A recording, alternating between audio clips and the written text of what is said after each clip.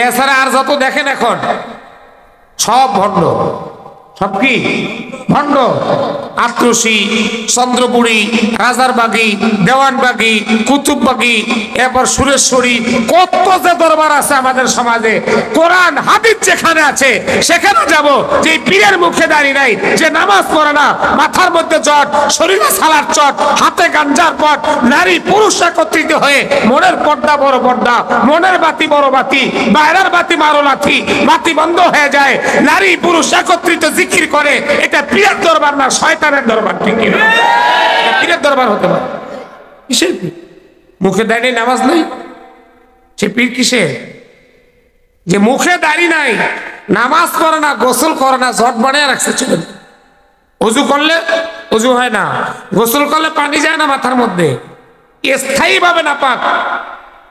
একটা মুশরিক যেমন নাপাক হয় সেরকম নাপাক। অজু নাই, গোসল নাই, সে আবার কিসের পীর? পীর হওয়ার জন্য এক নম্বর আলেম হইতে হবে। কি হইতে হবে? আলেম ছাড়া যত পীর আছে সমাজে সবগুলো বয়কট করতে হবে। ঠিক কি ঠিক না? এদের হাতে বুলি দেওয়া যাবে না, এরা ভণ্ড প্রতারক। যে নিজে কোরআন জানে না, নিজে ইসলাম বোঝে না, সে আবার আপনাকে কিভাবে দিন বুঝাবে? যে নিজেই ইসলাম বোঝে না, নামাজ পড়ে না, আপনাকে কিভাবে দিন বুঝাবে? পীর দেখলে আখিরাতের কথা মনে হইতে হবে, রাসূলের সুন্নাত দাঁড়িয়ে থাকা লাগবে, 5 ওয়াক্ত নামাজ পড়া লাগবে, সে হচ্ছে পীর। পর্দা করা লাগবে, হালাল হারাম বেঁচে খাইতে হবে, কোরআন হাদিস সঠিকভাবে, কোরআন হাদিসের জ্ঞান তার ভিতরে থাকা লাগবে, সে পীর। আয় বসা ইবলিস আদম রোয়ে হাস পাসবাহার দস্তে না শায়াদ দাদে দস। রাসূল এটাই বলছেন, শেষ জামানায় ফিতনা হবে, বিভিন্ন মুখী ফিতনা হবে, ইসলামের নাম দিয়া। দেখেন নাম দিছেন কত সুন্দর, হেজবুত তাওহীদ। কি নাম দিছে? হেজবুত তাওহীদ নাম। তাওহীদ মানে ইমানদার, একাত্মবাদ। মদের বোতল আছে না, মদের বোতলে যদি লেখায় 100% হালাল, হালাল হয়ে যাবে নি? মদের বোতলে লেখা কি 100% হালাল? পতিতালয়ের সামনে লেখা আছে 100% হালাল। জেনা করছে, বিসমিল্লাহ বলছে, দোয়া কালামও করছে, হালাল হয়ে যাবে নি? কি বলেন, হালাল হবে না ঈমান আরো যাবে? বিসমিল্লাহ কয়ে কেউ মদের বোতলে মুখ দিছে, ও তো বেঈমান হয়ে যাবে। ঠিক কি না? এখন যেরকম মদের বোতলে বিসমিল্লাহ লেখা থাকলে আর হালাল লেখা থাকলে এটা 100% হালাল হয় না। নামে তাওহীদ থাকলে, ঈমানদার থাকলে এটা মুসলিম দল হতে পারে। আহমদিয়া মুসলিম জামাত, আহমদিয়া আমার লাগছে মুসলিম জামাত। এই মুসলিম লেখলি কা তোরা? তোদের মধ্যে ভেজাল আছে দেখি তো মুসলিম নামটা এনে করছস। আহমদিয়া মুসলিম কেন জামাত দিলে তোমরা? তোমরা ইসলামের কাজ করলে তোমরা সবাই জানবে তুমি মুসলমান। অতএব তুমি আবার মুসলিম জামাত দিয়া মানি, তোমরা ভেজাল্লা মুসলিম, তোমরাও জানো ধোঁকা দেওয়ার জন্য মুসলিম জামাত বলে তুমি ঢুকছো। আহমদিয়া মুসলিম জামাত একই কথা। হিজবুত তাওহীদ, তাওহীদের দল মানে বেঈমানের দল। আহমদিয়া মুসলিম জামাত কাট্টা কাফের। হিজবুত তাওহীদ এগুলো মুশরিক, একটা ঈমান নাই, কসম আল্লাহর।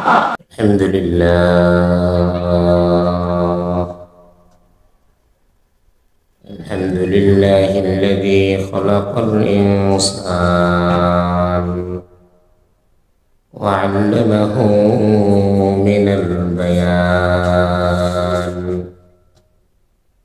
ونشهد أن لا إله إلا الله وحده لا شريك له، ونشهد أن محمدا عبده ورسوله. أما بعد فأعوذ بالله من الشيطان الرجيم. بسم الله الرحمن الرحيم.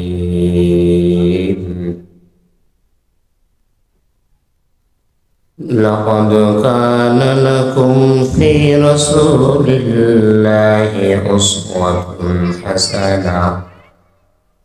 صدق الله مولانا العظيم.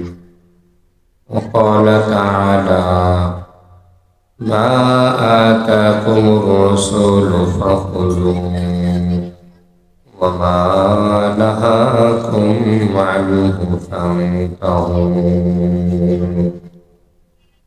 صدق الله مولانا العظيم وقال النبي صلى الله عليه وسلم كل أمتي يدخلون الجنة إلا من أبى قيل من يأبى يا رسول الله قال من أطاعني دخل الجنة ومن عصاني فقد أبى وقال رسول الله صلى الله عليه وسلم لا تتخذوا يوما عيدا وشهرا عيدا أو كما قال النبي عليه الصلاة والسلام وقال رسول الله صلى الله عليه وسلم تفترق أمتي على 73 ملة كلهم في النار إلا ملة واحدة قالوا من هم يا رسول الله قال من أطاعني ما أنا عليه وأصحابي أو كما قال النبي عليه الصلاة والسلام الحمد لله রাজাবাড়ি জামে মসজিদ প্রাঙ্গণে যুব সমাজের উদ্যোগে বিষয়ভিত্তিক ওয়াজ মাহফিল আয়োজিত মাহফিলের সম্মানিত ওলামায়ে কেরাম, আইম্মায়ে মাসাজিদ, তোলাবায়ে ইলম,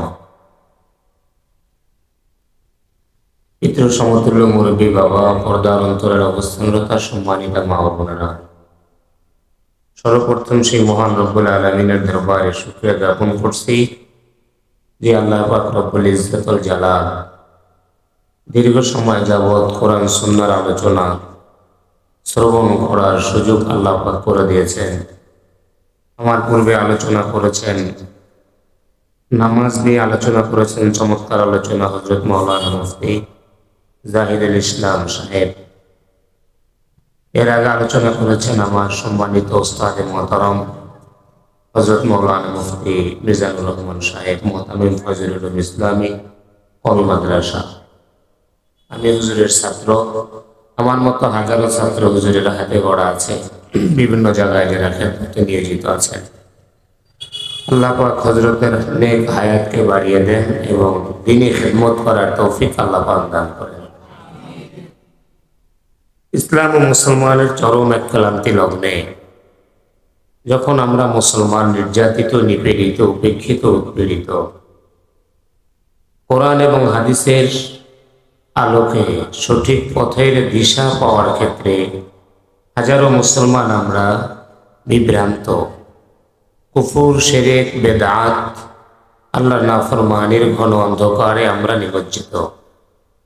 রাসূল বলছেন এমন একটা সময় আসবে মুসলমানের মাঝে ফিতনা একের পর এক আসবে, কাওয়াকাইল মাতর, বৃষ্টির ফোঁটার মতো। বৃষ্টির ফোঁটা যেমন একের পর এক পড়তে থাকে, তেমন ফিতনা মুসলিম সমাজে এত বেশি বেড়ে যাবে, মুসলমান কাকাতাইল লাইলিল মুসলিম, ঘন অন্ধকারচ্ছন্ন রাতের আধারের ন্যায় মুসলমান দ্বিধাদ্বন্দ্বের মধ্যে পড়ে যাবে, সিদ্ধান্তহীনতার মধ্যে ভুগবে। অন্ধকারচ্ছন্ন রাতের আধারে যেমন কোনো পথ খুঁজে পাওয়া যায় না, মুসলমান সঠিক পথ খুঁজে পাওয়া যাবে না, সঠিক দিন চাপা পড়ে যাবে, সঠিক ইসলামী শিক্ষা চাপা পড়ে যাবে, সুন্নত চাপা পড়ে যাবে, বেদাত, শিরক, কুফর এবং গোমরাহি সয়লাব হবে। চতুর্দিক থেকে কুফুর, শিরক, বেদাত পানির ঢলের মতো এমনভাবে সমাজে বিচরণ করবে, বিস্তার লাভ করবে যে এই বেদাত আর শিরকের কারণে আসল রাসূলের প্রকৃত সুন্নতটা চাপা পড়ে যাবে, মানুষ খুঁজে পাবে না। আল্লাহ রাসূল হুজুর আকরাম সাল্লাল্লাহু আলাইহি ওয়াসাল্লাম বলছেন, এমন একটা সময় আসবে চতুর্দিক থেকে মুসলমান ষড়যন্ত্র চক্রান্তের শিকার হবে। একদিক কাফের বেঈমানদের মোকাবেলা করতে হচ্ছে, ইহুদি খ্রিস্টানদের চতুর্মুখী ষড়যন্ত্র মুসলমানের বিরুদ্ধে চলছে। কাফের, মুশরিক, ইহুদি, খ্রিস্টান, হিন্দুত্ববাদী, মালাউন সন্ত্রাসীদের অভিশপ্ত কালো হাতের আগ্রাসন চতুর্দিক থেকে মুসলিম সমাজকে গ্রাস করে রেখেছে। বিশ্বের মানচিত্র থেকে ইসলাম ও মুসলমানের নামকে মুছে ফেলার দুর্বিসন্ধি, অপতৎপরতা, অপকৌশল, তাদের চিন্তা চেতনা 24টা ঘন্টা ইসলাম ও মুসলমানের বিরুদ্ধে তারা কার্যকরভাবে পদক্ষেপ নিচ্ছে আর করে যাচ্ছে। এটা হচ্ছে ইহুদি খ্রিস্টান কর্তৃক। ইহুদিরা, খ্রিস্টানরা চতুর্দিকে তাদের ষড়যন্ত্রের কালো কুয়াশা মুসলিম সমাজকে ঘিরে ফেলেছে। এটা হচ্ছে অমুসলিম কর্তৃক। মুসলমান কর্তৃক ইহুদি খ্রিস্টানদের পক্ষ থেকে লালিত পালিত, তাদের আশ্রয় প্রশ্রয়ে মুসলিম সমাজে নামধারী মুসলিম, নামধারী আলেম, লেবাসধারী আলেম যারা ইহুদি খ্রিস্টানদের পক্ষ থেকে দায়িত্বভার গ্রহণ করেছে ইসলাম ও মুসলিম সমাজকে নষ্ট করে গোটা পৃথিবীতে ঈমান চেতনা মুসলমানদেরকে ধ্বংস করে গোটা বিশ্বব্যাপী একটি রাম রাজত্ব কিভাবে কায়েম করা যায়, নামে মুসলিম থাকবে, লেবাসে মুসলিম থাকবে, চলনে বলনে মুসলিম থাকবে, পরিচয়পত্রে মুসলিম থাকবে, তবে চিন্তা চেতনা, চলাফেরা, ওঠা বসা, কাজ কর্ম, আচার আচরণ, নীতি নৈতিকতা প্রত্যেকটা ক্ষেত্রে মুসলমানকে অমুসলিম বানিয়ে দেওয়ার এক ষড়যন্ত্র আর চক্রান্ত মুসলিম নামধারী কিছু সংগঠন এবং কিছু দল, কিছু নামধারী পীর এবং ওলামায়ে কেরাম এই মুসলিম সমাজকে ধ্বংস করার জন্য করে যাচ্ছে। দুই দিকের ষড়যন্ত্র। একদিকে হলো ইহুদি খ্রিস্টানদের চক্রান্ত, এটা স্পষ্ট। আরেকটা চক্রান্ত, এটা অস্পষ্ট। আমাদেরই ভাই, আমাদের একই লেবাস, একই পরিচয়, একই সমাজে বসবাস করি, একই সাথে নামাজ পড়ি, অথচ চিন্তা চেতনা তাদের সম্পূর্ণ ইসলাম বিরোধী। মুসলমানদের ঈমানকে ধ্বংস করার অপতৎপরতা, অপকৌশল খুব গভীরভাবে, সূক্ষ্মভাবে তারা করে যাচ্ছে, যেটা আমাদের কল্পনারও বাহিরে। ওই দিকের মোকাবেলা আপনি করবেন। রাসূল এই জন্যই বলছেন, শেষ জমানায় চতুর্দিক থেকে ফিতনা আসবে, খবরদার, ইন্না হাযা সিরাতি মুস্তাকিমা, আমি যে সোজা দাগ দিলাম এটা সুন্নতের রাস্তা, সঠিক পথ, এটাকে আঁকড়ে ধরো, ডানেও যেও না, বামেও যেও না। খুত্তা আন ইয়ামিনিহি ওয়া আন শিমালিহি খুতুতান, ডানে অনেকগুলো দাগ দিছেন, বামে অনেকগুলো দাগ দিছেন। রাসূল বলেন, খবরদার, ডানে বামের রাস্তায় যেও না। শেষ জমানা অনেক রাস্তা বের হবে, অনেক তরিকা বের হবে, অনেক পথ বের হবে। আলাইকুম বিসুন্নতি ওয়া সুন্নাতিল খুলাফাইর রাশিদিন আল মাহদিয়িন তামাসসাকু বিহা ওয়া আযযু আলাইহা বিন নওয়াজিজ। আল্লাহ রাসূল বলেন, এমন একটা সময় আসবে, ফাসায়ারা ফীকুম ইখতিলাফান কাসীরা, তোমরা অনেক ইখতিলাফ দেখবে। ফাইন্নাহু মান ইয়াইশ মিনকুম বাদি ফাসায়ারা ইখতিলাফান কাসীরা, অনেক ইখতিলাফ তোমরা দেখতে পাবে। কেউ বলবে এটা জায়েজ, কেউ বলবে না জায়েজ, কেউ বলবে হালাল, কেউ বলবে হারাম, কেউ বলবে সুন্নাত, কেউ বলবে বেদাত, কেউ বলবে ধরো, কেউ বলবে ছাড়ো। হচ্ছে কি না? রমজান মাস, কেউ বলবে তারাবি 8 রাকাত, কেউ বলবে 20 রাকাত, কেউ বলবে নামাজে ছাড়ে দাঁড়াও, কেউ বলে না নামাজে স্বাভাবিকভাবে দাঁড়াও, কেউ বলবে হাত এইভাবে বাঁধো, কেউ বলবে না এইভাবে বাঁধো, কেউ বলবে এইভাবে বাঁধো। কত ভ্যারাইটি সিস্টেম শুরু হয়ে গেছে। নামাজের মধ্যে ইখতিলাফ, মোনাজাত নিয়ে ইখতিলাফ, কেউ বলে ছাড়ো, কেউ বলে করো, কেউ বলে যারা করে মসজিদ থেকে বের করে দাও, ইমামতি দেওয়া যাবে না, কেউ বলবে না করতেই হবে, কেউ বলবে ছাড়তেই হবে। এই তো জিয়াফত, কেউ বলে খাবে, মরা খাওয়া জায়েজ, কেউ বলবে মরা খাওয়া বেদাত, কেউ বলবে মরা খাওয়া সুন্নত, কেউ বলবে মরা খাওয়া এটা বেদাত। খতম পড়া, কেউ বলবে হারাম, কেউ বলবে কি খতম পড়া টাকা নেওয়া জায়েজ, কেউ বলবে এটা হারাম। রসুল গায়েব জানে কে বলবে, আবার কে বলবে রসুল গায়েব জানে না, কে বলবে নবী নূরের তৈরি, কে বলছে নবী মাটির তৈরি, কে বলছে রবিউল আউয়ালের 12 তারিখে জশ্নে জুলুস ঈদে মিলাদুন নবী পড়ো, কে বলছে না পড়া যাবে না, এটা বেদাত, কে বলে রসুল হাজির নাজির, কে বলে না যে হাজির নাজির মনে করলে সে কাফের। এই যে কত ধরনের ইখতিলাফ আমাদের সমাজ আছে না নাই? আছে না নাই? এটা আমাদের মধ্য থেকে হচ্ছে। আমরা আলেমরাই কেউ জোড়া তালি দিয়ে বলছি করো, আবার কেউ বলছে না রাসূলের সুন্নতের এক বিন্দু ব্যতিক্রম করা যাবে না, এটা করা যাবে না, এটা বেদাত। ইখতিলাফ রাসূল 1400 বছর আগে বলছেন, অনেক ইখতিলাফ তোমরা দেখবে। অতএব তোমাদের বাঁচার উপায় কি? রাসূল মানদণ্ড দিয়ে গেছেন, আলাইকুম বিসুন্নতি ওয়া সুন্নাতিল খুলাফাইর রাশিদিনাল মাহদিয়িন তামাসসাকু বিহা ওয়া আদু আলাইহা বিন নওয়াজিজ। আমার সাহাবায়ে কেরাম আমার সুন্নাতকে আঁকড়িয়ে ধরবা। যখন দেখবা ঝামেলা, তুমি কেন ঝামেলার মধ্যে যাও? কেন যাইবা ঝামেলার মধ্যে?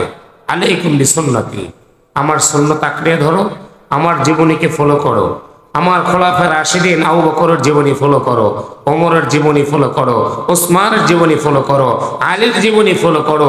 এদের জীবনী ফলো করলেই তো তুমি কোনটা ছাড়বা কোনটা ধরবা স্পষ্ট পেয়ে যাবে। ঠিক কিনা বলেন? এটা কি কঠিন জিনিস? আল্লাহ রসুলের জীবনী দেখবো এই কাজটা অমুক মৌলবী বলে করতে, আমি দেখবো আমার রসুল করছেন কিনা। আচ্ছা রসুলের জীবনে পেলাম না, আবু বকর করেছেন কিনা, তাও পেলাম না, ওমর তাও নাই, ওসমান তাও নাই, আলী তাও নাই, লক্ষাধিক সাহাবায়ে কেরাম কেউ করে নাই। অতএব সিদ্ধান্ত তো এখন আমার, করবো না ছাড়বো? করবো না ছাড়বো? ছাড়বো, এটা তো স্পষ্ট বিষয়।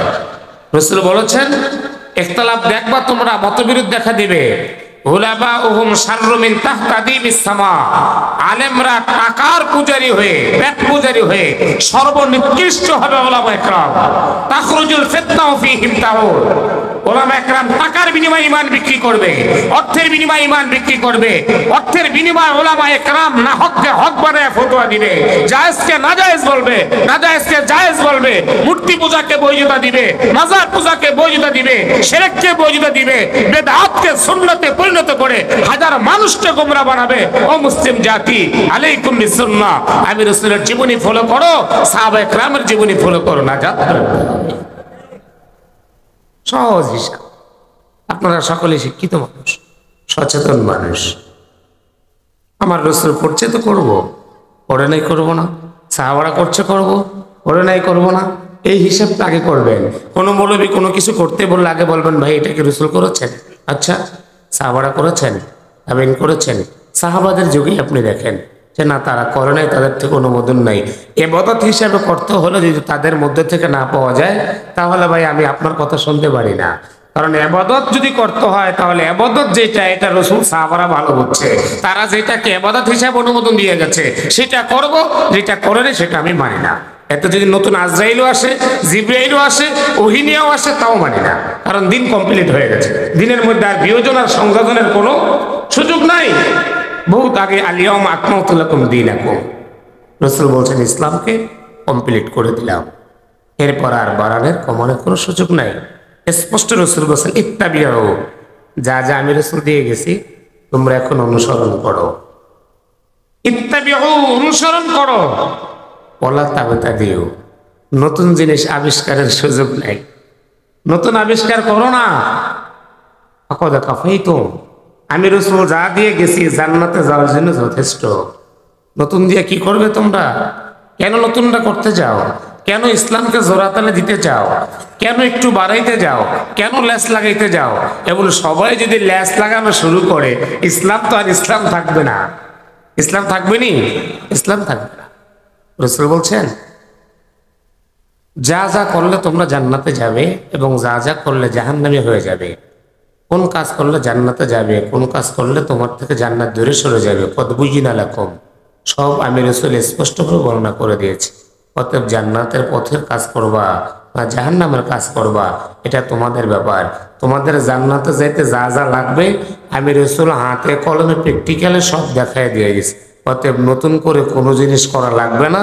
লাইজুস্ত মিয়ামিনা ও সীমালা, অতএব বেশি আবেগ দেখাইতে যাইও না, ডানেও যাইও না বামেও যাইও না, সোজা পথে চলো। যদি ডানে আর বামে যাও, লাকাদ দালালতুম দালালান বাঈদা, তাহলে তোমরা হেদায়েতের পথে থাকতে পারবে না, গোমরাহির গভীর স্তরে তোমরা চলে যাবে। রাসূলের কথা আপনাদেরকে শোনাচ্ছি, তাবরানী শরীফের হাদিস। আল্লাহ রাসূল হুজুর আকরাম সাল্লাল্লাহু আলাইহি ওয়াসাল্লাম নিকটে সাহাবী আসছে, হুজুর সারা রাত রোজা রাখতে চাই। আরেক দল এসে বলছে, হুজুর রাত্রে ঘুমাইবো না, সারা রাত নামাজ পড়বো, জিন্দিগিতে ঘুম যাব না। আরেক দল এসে বলে, ইয়া রাসূলুল্লাহ সারা জীবন ইন্নী আসুমুদ্দাহার, সারা জীবন আমি রোজা রাখবো, জিন্দিগিতে একটা রোজা ভাঙবো না। এক গ্রুপ আসছে, সারা রাত নামাজ পড়বো, ঘুম যাব না। আর এক গ্রুপ, সারা জীবন রোজা রাখবো, জিন্দিগিতে রোজা ভাঙবো না। আর এক দল, ইয়া রাসূলুল্লাহ আমি ইন্নী আতাজিলুন নিসা, বিয়ে শাদী করবো না, সারা জীবন আল্লাহর রাস্তায় জিহাদের ময়দানে কাটায়। চমৎকার প্রস্তাব না? ইবাদতের প্রস্তাব দিছে। রাসূল কি বললে জানেন? আল্লাহ রাসূল বলেন, আল্লাহি, আল্লাহর কসম, ইন্নী আখশাকুম লিল্লাহ, তোমাদের চেয়ে আমি বেশি আল্লাহকে ভয় করি। ওয়াতকাকুম লিল্লাহ, তোমাদের চেয়ে আমার ভয় আল্লাহর অনেক অনেক বেশি। অতএব আমি রাসূল রাত্রে নামাজ পড়ি, আবার রাত্রে ঘুমাই, আমি রোজা রাখি, আমার রোজা ভাঙ্গি, আমি বিয়ে শাদিও করি। অতএব আল্লাহর ভালোবাসা আমার চেয়ে তোমাদের অন্তরে বেশি না। আমি যা যা করি তা তা করো, বেশি পণ্ডিতি করতে যাইও না। মান রগিবা আন সুন্নতি ফালাইসা মিন্নি, যে আমি রাসূলের দেখানো শিখানো স্বীকৃতি পদ্ধতি থেকে নতুন আবিষ্কৃত কোনো পদ্ধতি গ্রহণ করবে, সেভাবে চলবে, ডানে চলে যাবে, বামে চলে যাবে, আবেগ খাটাবে, নিজে নিজে যুক্তি দিয়া শরীয়তের মধ্যে বাড়াবে কমাবে, আমি রাসূল করে নাই, সাহাবারা করে নাই, আমি রাসূল অনুমোদন দেই নাই, আমার থেকে কোনো ধরনের স্বীকৃতি পাওয়া যায় নাই, এমন কাজ যে করবে ফালাইসা মিন্নি, সে আমার উম্মতের দলভুক্ত হবে না, সে আমার উম্মত থেকে বহিষ্কার হয়ে যাবে। অতএব সুতরাং আমি যা করেছি, যার অনুমোদন দিয়েছি, যা করতে বলেছি সেটাই করবে। অতএব নামাজ পড়ে তোমরা উম্মত না, রোজা রেখে তোমরা উম্মত হতে পারবে না, বিবাহ শাদী না করে সারা জীবন আল্লাহর রাস্তায় কাটাও, উম্মত হতে পারবে না। ও মুসলিম জাতি, নামাজ পড়বে, গান গাইতে চায় নাই, টিভি দেখতে চায় নাই, মদ খেতে চায় নাই, অন্যায় করতে চায় নাই, রাসূল বলেন আমার উম্মত না। কারণ এইভাবে সারা রাত জেগে নামাজ পড়বা, কোনোদিন ঘুম যাবে না। এত ভালো ভালো না, বেশি পণ্ডিতি করতে যাও না, বেশি বিবেক খাটাইতে যাও না, শরীয়ত তোমার বিবেকে চলবে না।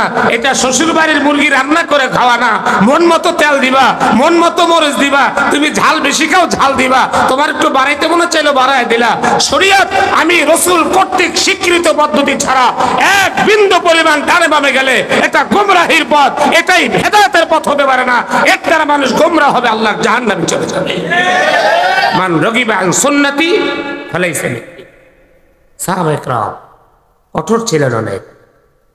আসহাবুল বেদউই ইলা বাহলিন নার, শরীয়তের মধ্যে যে নতুন আবিষ্কার করে রাসূল বলেছেন জাহান্নামের কুকুর, জাহান্নামের কুকুর।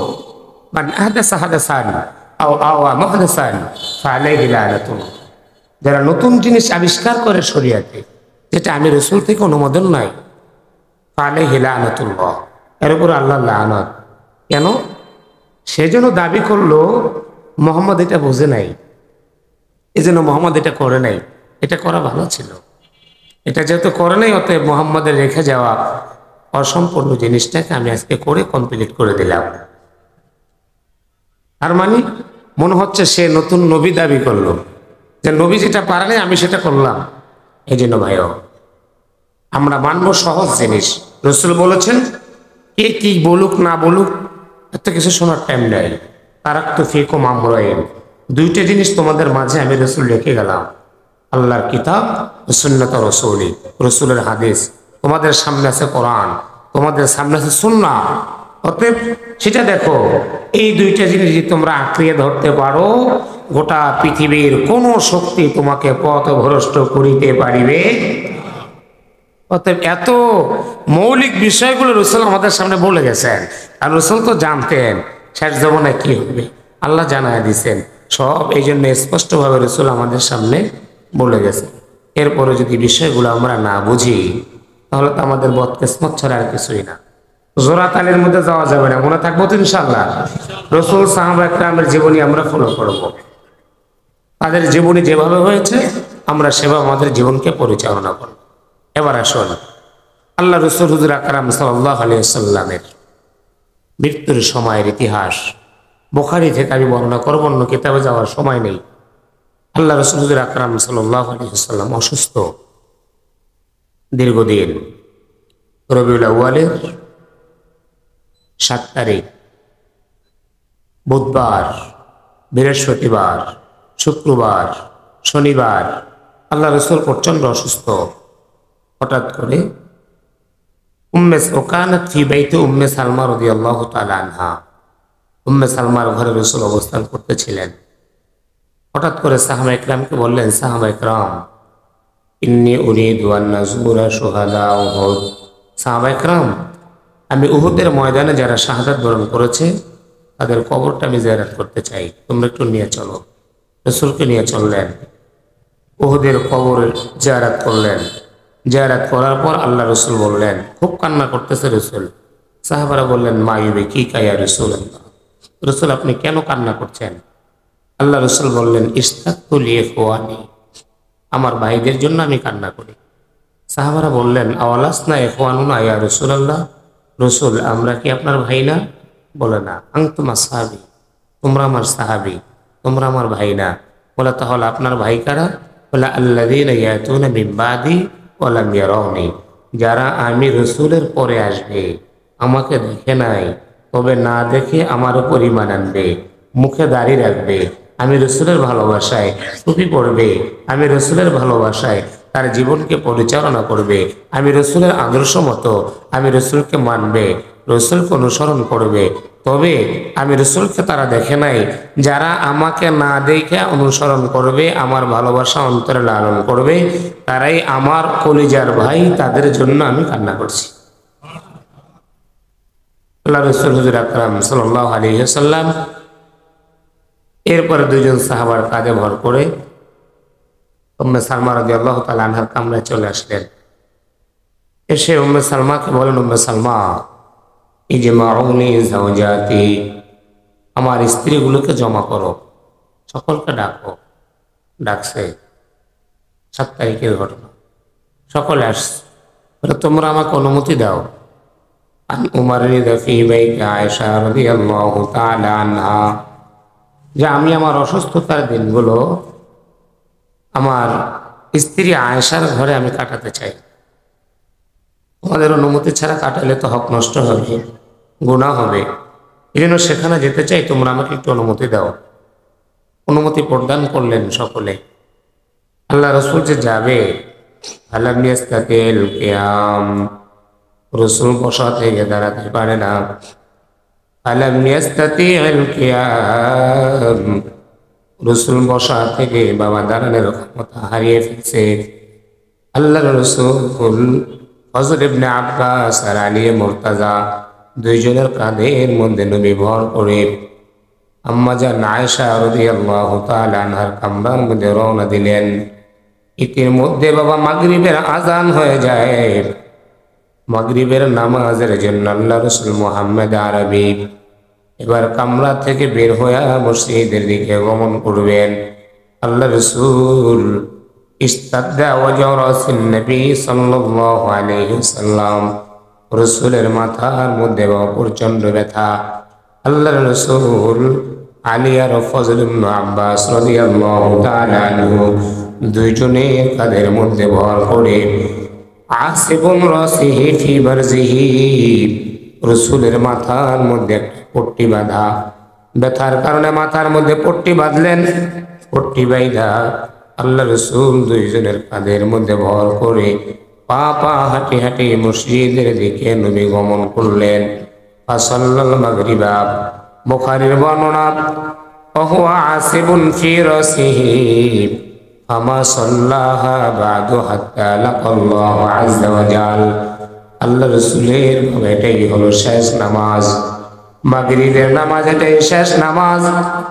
এরপরে নবীজি মসজিদে নববীতে আর কোনদিন মাগরিবের নামাজ আদায় করতে পারেন নাই।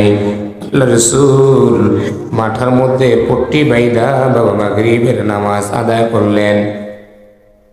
মাগরিবের পর বাসায় আসলেন, এশার আজান হয়ে যায়, এশারের আজান হয়ে যায়।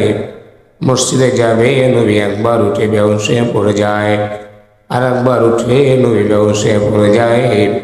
আল্লাহ রাসূল এবার শুয়ে পড়লেন, মাথা উঠায়া নবী দাঁড়াতে পারে না।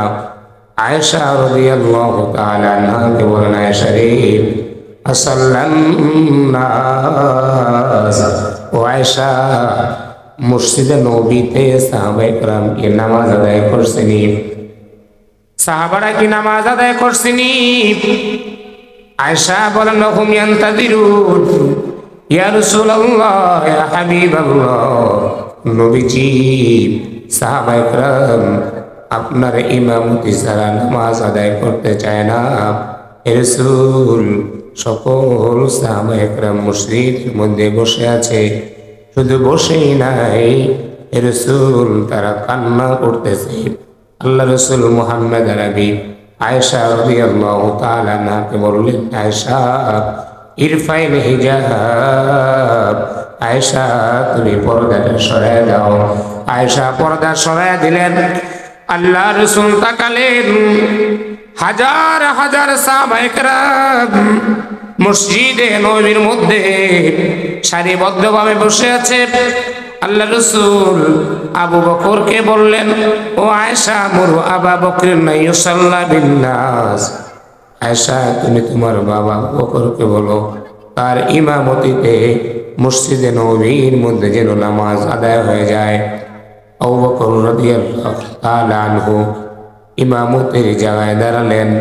আয়েশা প্রথম বলে, আমার বাবা পারবে না, কারণ আমার বাবা অনেক দুর্বল, আপনার প্রতি অনেক দুর্বল, আপনার ইমামতির জায়গায় আমার বাবা দাঁড়ায় স্থির থাকতে পারবে না।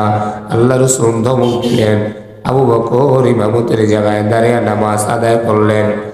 রবিউল আউয়ালের 8 তারিখের ঘটনা, শুক্রবার, রবিউল আউয়ালের 8 তারিখ শুক্রবার, আল্লাহ রাসূল মুহাম্মদ আরবি সাল্লাল্লাহু আলাইহি ওয়াসাল্লাম জুমার দিন সকালবেলা আয়েশা রাদিয়াল্লাহু তাআলা আনহাকে বলেন, আয়েশা চলে যাও, 7 কূপ থেকে 7 কলস পানি আনবা, 7 কলস পানি আনবা। বুখারীর বর্ণনা, খবরদার মটকার পানিগুলো কিন্তু মটকার মুখ খোলা যাবে না, ধরাও যাবে না, ছোঁয়াও যাবে না। 8টা কলসের মধ্যে 8টা কূপের থেকে তুমি পানি আনবা, ধরবাও না, ছুঁইবাও না, কারণ আমি রাসূল পানি দ্বারা, এমন পানি দ্বারা গোসল কইরা আমার আল্লাহর সাথে আমি মুলাকাত করতে যেতে চাই, যেই পানিতে কারো কোনো হাত লাগে নাই, যেই পানি কেউ স্পর্শ করে নাই, এমন পানি দ্বারা আমি গোসল কইরা আমার আল্লাহর সাথে আমি মুলাকাত করতে যেতে চাই। পানি আনলেন, রাসূল গোসল করে নিলেন। এরপর জুমার নামাজ আদায় করলেন। জুমার নামাজের পর আল্লাহ রাসূল যখন বাসায় ফিরলেন, এখনো রাসূলের মাথার ব্যথা প্রশম হয় না।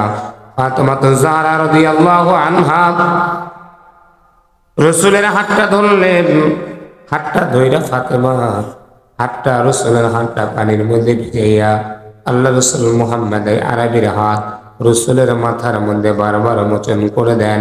দেখে রাসূলের বরকতি হাত যদি রাসূলের মাথায় লাগে, তাহলে মনে হয় রাসূলের মাথা ব্যথাটা উপশম হবে।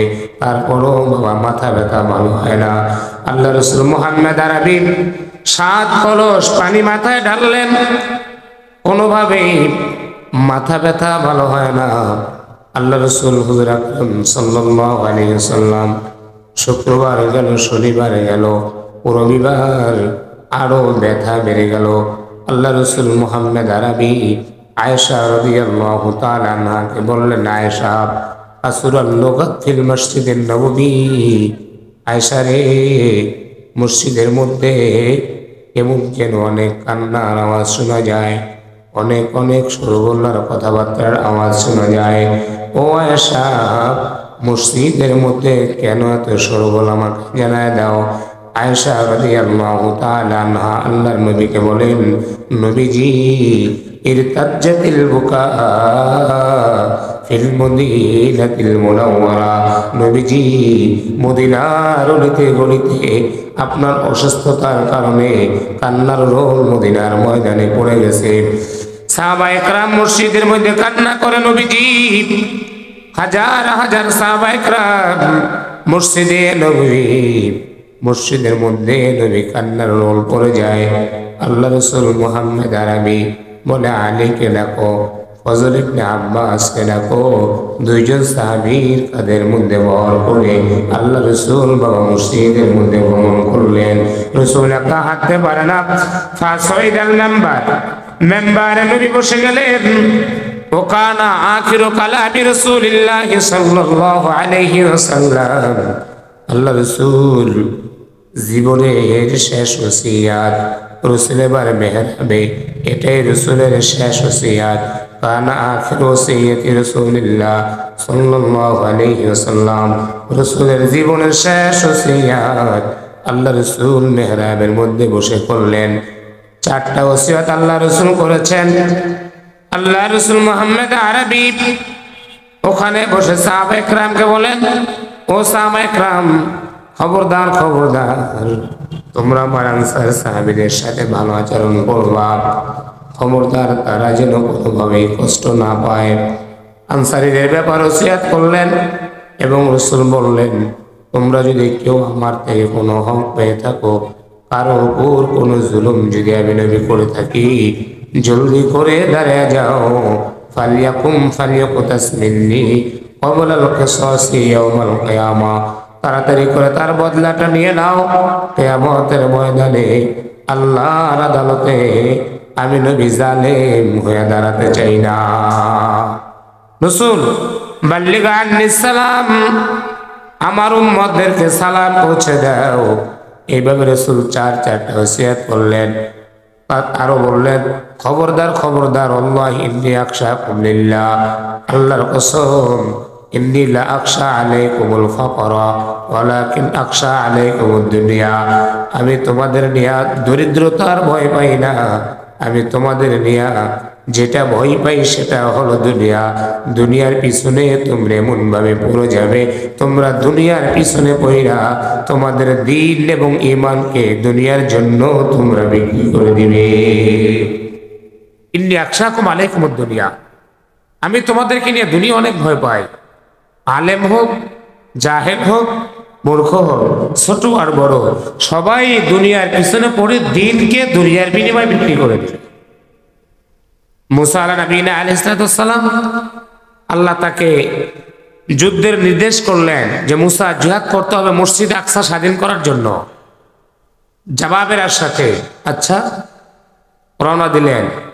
হঠাৎ করে বালামের কাছে কিছু লোক আসলো, আয়েশা বলেন, ভাই আপনি তো দোয়া করলেই কবুল হয়, আপনি অনেক আবেদ মানুষ, আলেম মানুষ, একটা কাজ করেন, মুসার বিরুদ্ধে একটু দোয়া করেন, কারণ মুসা যদি আমাদের এলাকায় প্রবেশ করে তাহলে আমাদেরকে তো সব ধ্বংস করে দিবে, একটু মুসার বিরুদ্ধে দোয়া করেন। বলে না, মুসা আলেম, তার অন্তরের মধ্যে আল্লাহর কিতাব আছে, তার সাথে অনেক ইমানদাররা আছে, এদের বিরুদ্ধে অবস্থান নেওয়া যাবে না, দিলে আমার দুনিয়া আখিরাত সব ধ্বংস হয়ে যাবে। কি করবে? পরের দিন বিশাল বড় টাকার বস্তা নিয়ে আসছে, হাদিয়া বস্তাই না সামনে ধরছে, ফাহাদু লাহু হাদায়ান কাসীরা, অনেক টাকা পয়সাই না বলে, এই যে নেন, এগুলো সব আপনার, একটু আপনি দোয়া করে দেন, মুসার বিরুদ্ধে বদদোয়া করেন, আল্লাহ যেন মুসার ধ্বংস করে। হাদিয়া যখন পাইছে মৌলবী হাদিয়া পেয়ে কাইট হয়ে গেছে, দোয়া করতে রাজি হয়ে গেছে, টাকার বস্তা পেয়ে দোয়া করতে রাজি হয়ে গেছে। পরের দিন দোয়া করার জন্য একটা গাধার উপর উঠছে, হেমারান, গাধার উপর উঠছে, উঠে যাচ্ছে, গাধাটা কিছু দূরে যাইয়া আস্তে গাধাটা বসে পড়ছে ফারবিজা দাব্বা, গাধাকে আঘাত করতে আরম্ভ করলো, মারছে কয়েকবার, মারার পরে হাতটা কমা, গাধাটা উঠে বসছে। দ্বিতীয়বার আবার গাধা আরোহণ করলো, সামনে গেল, গাধা আবার শুয়ে পড়ছে, আকবালাত লিয়াজরিব, সামনে আসছে গাধাকে মারবে। এই মুহূর্তে ফান্তাকাল্লাহু আযজা ওয়া জাল, আল্লাহ গাধার জবান খুলে দিয়েছে। মুসা বলে, এই তুমি আমাকে মারতেছো, আতুরিদু আন আজিয়ু মাকা আলা কওমিন ফীহিম নবিয়ুল্লাহ মুসা আলাইহিস সালাম ওয়া মাহু আল কিতাব ওয়া মাহু কওমুম মুমিনুন আলা তারাউন আমামি আল মালাইকা তারুদ্দুরি আন ওয়াজহি। তুমি আমাকে মুসার বিরুদ্ধে দোয়া করার জন্য নিচ্ছ টাকার বস্তা দিয়া, তুমি জানো না মুসার অন্তরে আছে আল্লাহর কিতাব, অনেক ইমানদার, সামনে হাজারো ফেরেশতা দাঁড়িয়ে আছে যারা আমাকে প্রতিহত করছে, সামনে এক কদম যাওয়ার মতো সুযোগ আমার নাই। ফেরেশতারা আমাকে বারণ করছে, তুমি কার বিরুদ্ধে দোয়া করতে যাবে আমাকে? এই কথা যখন বলছে এমন ভাবে প্রহার করেছে, হাত্তা মাথা একদম গাদাটা মেরেই ফেলছে। টাকার কিসের নেশা? টাকার নেশা, গাদা মেরে ফেলছে। রাসূল বলেন, প্রাণী যারা জান্নাতে যাবে তার মধ্যে আসহাবে কাহফ জান্নাতে যাবে, এই গাদাটাও আল্লাহর জান্নাতে যাবে। টাকার নেশায় পড়ে ছাড়তে পারলো না, রওনা দিল হাইটে হাইটে, পা হাইটে পাহাড়ে উঠে গেছে। ওইটা এখন হাত বাড়ায় দিছে, এখনো শিক্ষা হলো না। গাদার জবান দিয়া খুলে গেছে, জবান খুলে দিস, সে বলে দিল, তারপরও তার মধ্যে শিক্ষা আসে না। টাকার লোভ এমন জঘন্যতম লোভ, হাজারো আলেমকে টাকার নেশায়, এই পদের নেশায়, পদমর্যাদার নেশায়, চ্যানেলের নেশায় হাজারো আলেমকে কুকুর, শ্রীগাল, হিংস্র প্রাণী, জানোয়ারের জন্য নিকৃষ্ট করে দিয়েছে। টাকা, সম্পদ, অর্থের লোভ চলে গেছে, একা পাহাড়ে উঠে গেছে। উঠে যায় এবার হাত বাড়ায় দোয়া করতে শুরু করছে, আল্লাহ মুসারে ধ্বংস করো, এই করো সেই করো, দোয়া করে মুসারে ধ্বংস করো। জবান দিয়ে বের হয়, আল্লাহ তুমি আমারে ধ্বংস করো। আর যাদের পক্ষে দোয়া করতে গেছে এদের বিরুদ্ধে দোয়া বের হচ্ছে। সবাই বলে, এত টাকা পয়সা দিলাম তোমারে, টাকা দিয়ে ম্যানেজ করে তোমার এখানে নিয়ে আসলাম, তুমি দোয়া দিয়ে সব উল্টা করতেছ। বলো ভাই কি করবো, আমলিকুল ইসলামি, এই জবানের মালিক তো আমি না, জবানের মালিক তো পড়ে, সে যা বাইর করে তাই তো বের হবে। কথা বোঝেন নেই? এরপরও দোয়া বন্ধ করে না। ওই যে টাকা ঢুকছে পেটের মধ্যে, অন্যায়ের টাকা, ঘুষের টাকা, হারাম টাকা একবার যদি পেটের মধ্যে ঢুকে, তখন হালাল হারাম বোঝার আর সুযোগ থাকে না। তখন ন্যায় আর হক আর বেদাত আর সুন্নাত বেদাতের ঠাউর থাকে না। বেদাত আর হারাম আর কুফুর আর শিরক জানা সত্ত্বেও জনমের মতো করে একটা গাধা সতর্ক করলো, টাকার বস্তা দিয়েছে, সে সজাগ হলো না, এরপর সামনে চলে গেল, জবান আল্লাহ বন্ধ করে দিছে, তাও তার এখনো বিবেক খুললো না।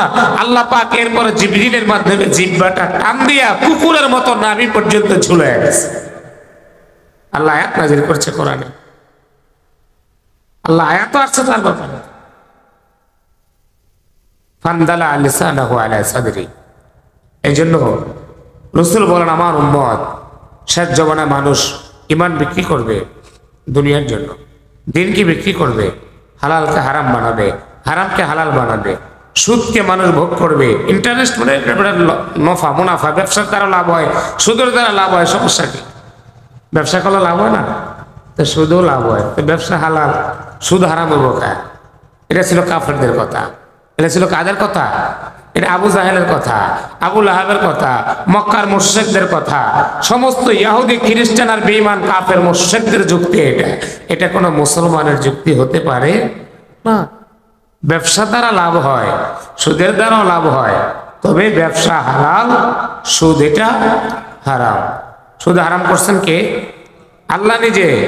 আল্লাহ বলছেন, সুদ হারাম করার পরও যারা সুদী লেনদেন করবে তারা যেন আমার সাথে সুদের ঘোষণা করে। 1 টাকা সুদের যে গ্রহণ করবে, দিরহামু রিবা ইয়াকুলুহু রাজুল আসাদ্দু মিন সিত্তাতি ওয়া সালাসিনা জিনিয়া, 36 বার জিনার চেয়ে মারাত্মক জিনা তার আমলনামায় লেখা হবে। যে 1 টাকা সুদের খাবে, সর্বনিম্ন গুনাহ সুদে নিজের জন্মদাতা মায়ের সাথে জিনা করা। আর রিবা সাবউনা জুজআ, সুদের 70 প্রকারের গুনাহ। আইসারুহা আইয়ানকিহা রাজুলুন, সর্বনিকৃষ্ট গুনাহ হলো, সর্বনিম্ন গুনাহ নিজের জন্মদাতা মায়ের সাথে জেনা করা। অতএব মায়ের গর্ভের সন্তান যদি হয়ে থাকেন, আজ থেকে প্রতিজ্ঞা করেন আপনি সুদী লেনদেনের মাধ্যমে আপনার জন্মদাতা মায়ের সাথে অপকর্মের গুনাহ আমলনামে হচ্ছে। অতএব সুদকে ছাড়বেন না, সামনে সুদ খাবেন। প্রতিজ্ঞা আপনার করতে হবে। আল্লাহ রাসূল বলছেন, যে সুদ খায় আল্লাহ লানত, যে সুদ দেয় আল্লাহ লানত, যে সুদের সাক্ষী থাকে তার উপরও লানত, যে সুদের বৈধতা দেয় তার উপর আল্লাহ লানত, সেল্টার দিবে তার উপর আল্লাহ লানত। হাজির সাহেবকে আপনি 2 কাপ চা খাওয়ার জন্য দোকানে নিয়েছেন, নিয়ে বসে যে হাজির সাহেব আমি একে 50,000 টাকা দিলাম, প্রতি মাসে আমার 1,000 করে টাকা দিবে, আপনারা সাক্ষী রাখলাম। এ হাজির উপর আল্লাহ লানত। হাজির উপর কি আল্লাহর? তুমি সুদের সাক্ষী হইতে গেলা কেন? তুমি সুদের মধ্যস্থতাকারী হইলা কেন? অতএব সুতরাং সুদ এটা জঘন্যতম হারাম একটি গুনাহ, আল্লাহ লানতের উপরে। আল্লাহ পাক স্পষ্ট বলেছেন, যারা সুদে লেনদেন করবে তাদের সম্পদ আল্লাহ ধ্বংস করে দিবে, আল্লাহ পাকের স্পষ্ট ঘোষণা। আর যারা হালাল উপার্জন করবে আল্লাহ তাদের সম্পদকে বাড়ায় দিবে। ওয়ের বিশ্বতা কম ইয়ামহাকুল্লাহুর রিবা, সুদে লেনদেন যারা করে তাদের সম্পদ আল্লাহ ধ্বংস করে দিবে। এই সুদের উপর এত ভয়াবহ আয়াত আল্লাহ নাযিল করেছেন, এই সুদে লেনদেনকে আমাদের সমাজে প্রতিষ্ঠিত করার জন্য ইহুদি খ্রিস্টানের ষড়যন্ত্র চক্রান্ত, বিভিন্ন সেবামূলক সংস্থা আমাদের সমাজে চালু করেছে। এডাব, কেয়ার, কারিতাস, নারী স্বনির্ভর পরিষদ, গণ উন্নয়ন, প্রচেষ্টা, আশা, নিরাশা, বেরাজ, গ্রামীণ ব্যাংক, সমাজে সমাজে, রাস্তার মোড়ে মোড়ে, বিভিন্ন গ্রামে গঞ্জে মহিলারা বাড়িতে এসে এসে কি করে, যে মহিলা বাড়িতে এসে এসে টাকা দেয়, আপনাকে সেবা করছে, এই টাকা দিয়া প্রত্যেকটা ঘরে ঘরে সুদ ঢুকিয়ে দিচ্ছে। আর যখনই প্রত্যেকটা ঘরে ঘরে সুদ ঢুকে যাবে, ইমানি চেতনা হারাম খাওয়ার মাধ্যমে ধ্বংস হয়ে যাবে। আর যখনই ইমানি চেতনা ধ্বংস হবে, হারামখোর বানিয়ে দেওয়া যাবে, তখন ইবাদতে মজা পাওয়া যাবে না, তখন ইমান ঠিক থাকবে না, ইসলাম বিরোধী চক্রান্ত আর ষড়যন্ত্র বাস্তবায়ন করা খুবই সহজ হয়ে যাবে। সুদী লেনদেন, এই জন্য ভাই সুদ খাওয়া যাবে, সুদ খাওয়া যাবে না, দেওয়া যাবে না, সাক্ষীও হওয়া যাবে না। আল্লাহ পাক আমাদেরকে হেফাজত করুন, বলুন আমিন। আল্লাহ রাসূল হুজুর আকরাম সাল্লাল্লাহু আলাইহি ওয়াসাল্লাম দুনিয়ার ব্যাপারে ভয় দেখালেন, এরপরে বলতেছিলাম রাসূল চলে আসলেন। শেষ ওসিয়ত আল্লাহ রাসূলের,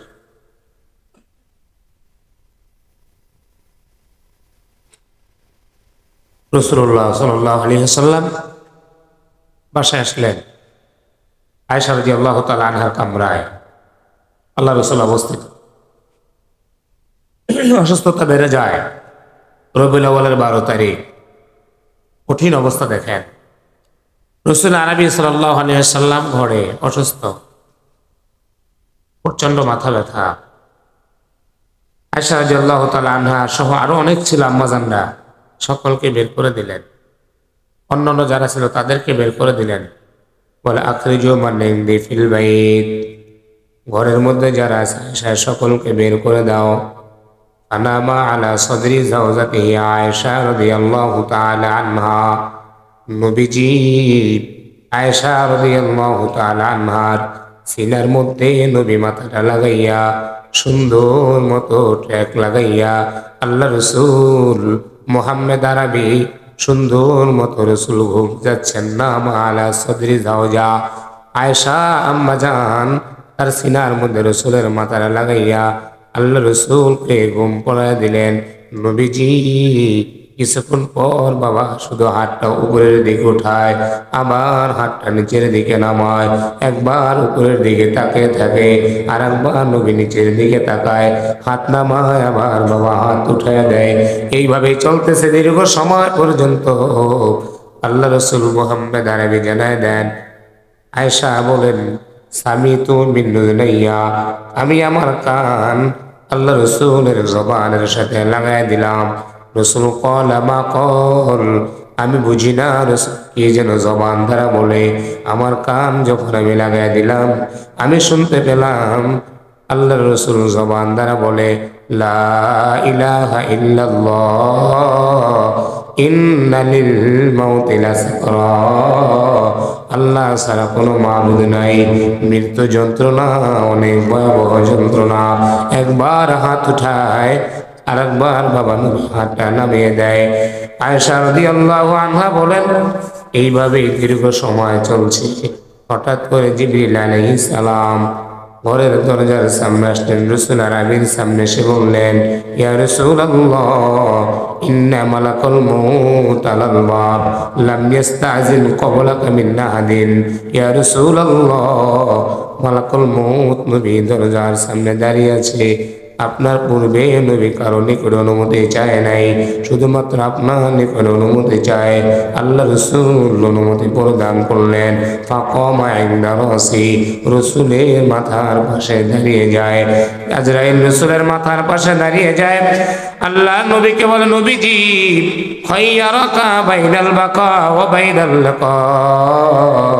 হে রাসূল, আল্লাহ আপনাকে স্বাধীনতা দিয়েছেন, আপনি চাইলে যেতেও পারেন, চাইলে আপনি থাকতেও পারেন, দোনোটার স্বাধীনতা আল্লাহ আপনাকে দিয়েছেন। আল্লাহ রসুল মুহাম্মদ আরবি বলেন, আমার আল্লাহ হাতটা এইভাবে বাড়ায় দেয়, বলিল রফিকুল আলা, আমি আমার আল্লাহর সাথে মোলাকাত করতে যেতে চাই। হাতটা রসুল আরবি বাড়ায় দিলেন। আজরাইল ডাক দিয়ে বলে, আখরিজি রূহ মুহাম্মদ ইবনে আব্দুল্লাহ, আখরিজি ইলা রিদাম মিনাল্লাহ। হে আব্দুল্লাহর ছেলে মুহাম্মদের পবিত্র রূহ, আল্লাহর সন্তুষ্টির জন্য তুমি বেরিয়ে যাও। ইলা রিদাম মিনাল্লাহ, আল্লাহর সন্তুষ্টির দিকে তুমি চলো। মুহূর্তের মধ্যে রসুলের হাতটা উপরের দিকে উঠানো। আল্লাহ রসুল চেহারা দিয়ে উপরের দিকে কি যেন তাকায় তাকায় দেখে। এইভাবে বাবা হাত উপরের দিকে উঠানো। আয়েশা রাদিয়াল্লাহু তাআলা আনহা জানায় দেয়, ফাসাকাতাত ইয়াদুন নবী সাল্লাল্লাহু আলাইহি ওয়াসাল্লাম, হঠাৎ করে আল্লাহ রসুলের হাতটা জমিনের মধ্যে বাবা পড়ে যায়।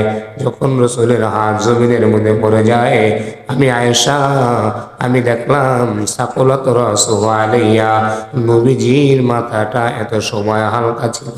আমি আয়েশা দেখলাম আমার সিনার মধ্যে আমার মনে হয় পাহাড়ের মতো কি যেন চাপা পড়ে আছে।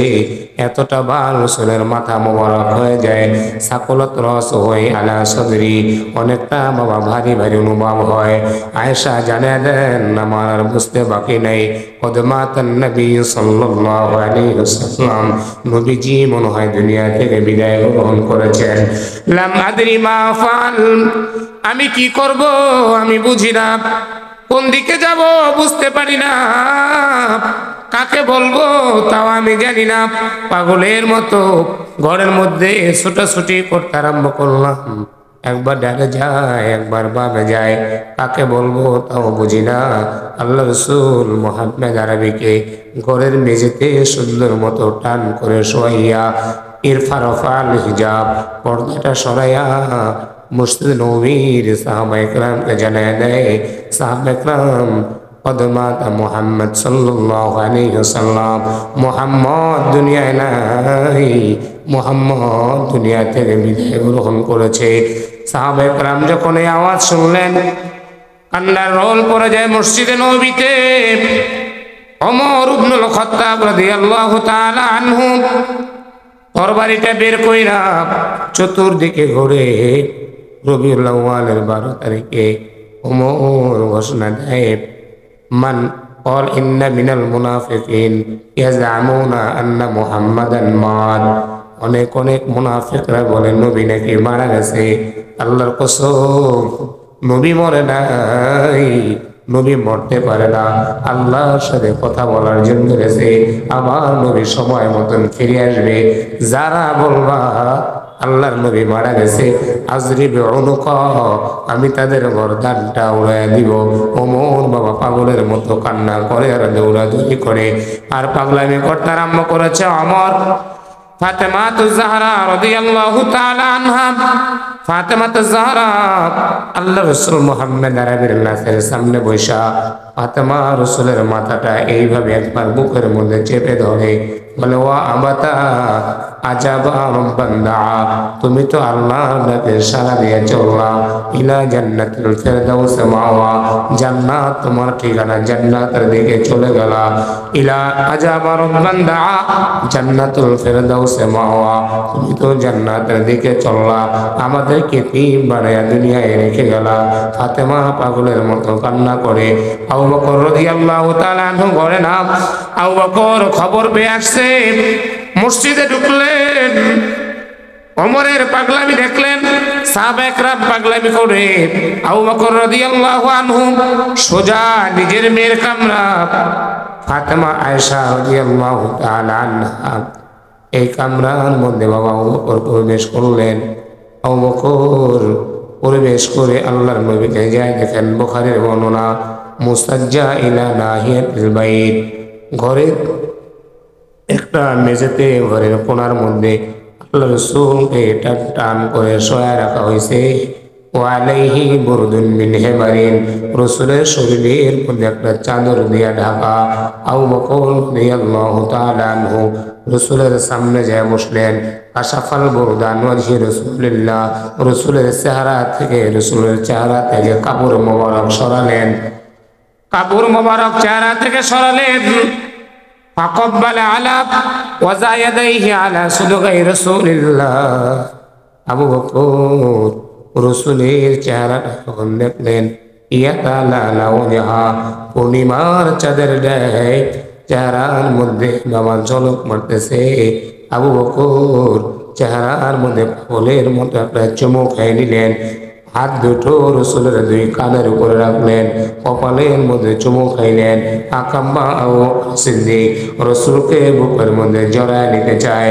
আবু বকর রাদিয়াল্লাহু তাআলা আনহু বলে, ওয়া নবিয়া ওয়া খলিলা ওয়া সফিয়া, আল্লাহ নবী, মৃত্যু তো কোনোদিন দুইবার হয় না, আপনি তো এতিমবারে আমাদেরকে রেখে চললেন। আবু বকর পাগলের মতো কান্না করে। আবু বকরের কণ্ঠটা বন্ধ হয়ে গেছে, কথাও বলতে পারে না, চেহারা ভিজে যায়। বাল্লালা দুমু আলাইহিয়া, আবু বকরের চোখের পানিতে দাড়ি মোবারক ভিজে যায়। আবু বকর মসজিদের মধ্যে পাথর চাপা দিয়া, বুকের মধ্যে পাথর চাপা দিয়া মসজিদের মধ্যে প্রবেশ করলেন। যা দেখে সাহাবায়ে কেরামের বেহাল অবস্থা। আবু বকর ইয়াখদুবুন নাস, মানুষকে খুতবা দিচ্ছেন, সাহাবায়ে কেরামের সামনে খুতবা দিবে, তাদেরকে সান্ত্বনা দিবে।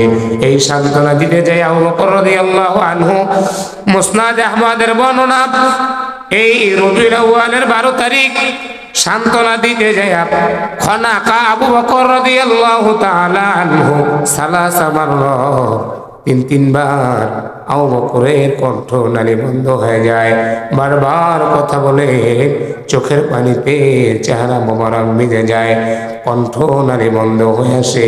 আবু বকর সাহাবায়ে কেরামকে কোনোভাবে বুঝ দিলেন, মুহাম্মদ তো মরনেওয়ালা, সব নবী মরণশীল, মুহাম্মদ দুনিয়া থেকে বিদায় হয়ে গেছে, তোমরা তো আল্লাহর ইবাদত করেছো, ওই আল্লাহ এখনো পর্যন্ত দুনিয়াতে আছে, আল্লাহ চিরঞ্জীব, আল্লাহ চিরস্থায়ী, আল্লাহর ইবাদত করবা। সাহাবায়ে কেরামকে কোনোভাবে বুঝ দিলেন। আবু বকর পাগলের মতো হয়ে যায়। ওমর ইবনুল খাত্তাব রাদিয়াল্লাহু তাআলা আনহু, আবু বকর বুঝ দেওয়ার পরে ওমর স্বাভাবিক হয়। উসমান রাদিয়াল্লাহু তাআলা আনহু, আলী মুরতাজা রাদিয়াল্লাহু তাআলা আনহু, দেখেন বাবা রবিউল আউয়াল ইতিহাস কি, রবিউল আউয়াল যেই দিন নবী দুনিয়া থেকে বিদায় গ্রহণ করেছেন, সাহাবায়ে কেরামের অবস্থা কি? একজন সাহাবী যার নাম হলো আব্দুল্লাহ বিন যায়েদ বিন আব্দুর রব্বি, খেজুর গাছের মাথায় উঠেছে, খেজুর পারবে, আল্লাহ রাসূলকে খেজুর খাওয়াবে, খেজুরের থোকায় মাত্র হাতটা দিয়েছেন, খেজুরটা জমিনে পড়বে, এই মুহূর্তে খেজুর জমিনে পড়বে, এই মুহূর্তে ওই সাহাবী শুনলো রাসূল আরবি দুনিয়া থেকে বিদায় গ্রহণ করেছেন। মুহূর্তের মধ্যে খেজুর আর হাতের থোকা আর হাত দিয়ে ধরে রাখতে পারে নাই, মুহূর্তের মধ্যে বেহুশ হয়ে জমিনের মধ্যে পড়ে গেছে। যখনই হুঁশ আসছে আল্লাহর দিকে হাত উঠে বলে, আল্লাহ যে চোখের দ্বারা নবীকে দেখতাম, ওই নবী যেহেতু দুনিয়ায় নাই, এই চোখটা অন্ধ বানায় দাও। এই চোখের দ্বারা দুনিয়ার কাউকে আমি দেখতে চাই না। মুহূর্তের মধ্যে আল্লাহ তাকে অন্ধ বানায় দিলেন। সাহাবায়ে কেরাম রবিউল আউয়ালের 12 তারিখের ইতিহাস। আল্লাহ রাসূল মুহাম্মদ আরবির সাহাবী ওসমান বাবা পাগলের মতো হয়েছে। কেউ বসে আছে, দাঁড়াতে পারে না, কেউ দাঁড়িয়ে আছে, বাবা বসতে পারে না। ফাতেমা পাগলের মতো কান্না করছে। ওসমান রাদিয়াল্লাহু তাআলা আনহু বসা। ওমর ওসমানকে সালাম দিলেন, ওসমান শুনে নাই। ওমর আবু বকরকে অভিযোগ করে, খলিফাতুল মুসলিমিন, আমি ওসমানকে সালাম দিলাম, ওসমান আমার সালামের জবাব নেয় না। আবু বকর রাদিয়াল্লাহু তাআলা আনহু বললেন, ভাই রে, চলো তোমাকে নিয়ে আমি ওসমান দরবারে যাব। ওসমানের সামনে চলে আসলেন, এসে বল, ওসমান তুমি কেন ওমরের সালামের জবাব নাও নাই?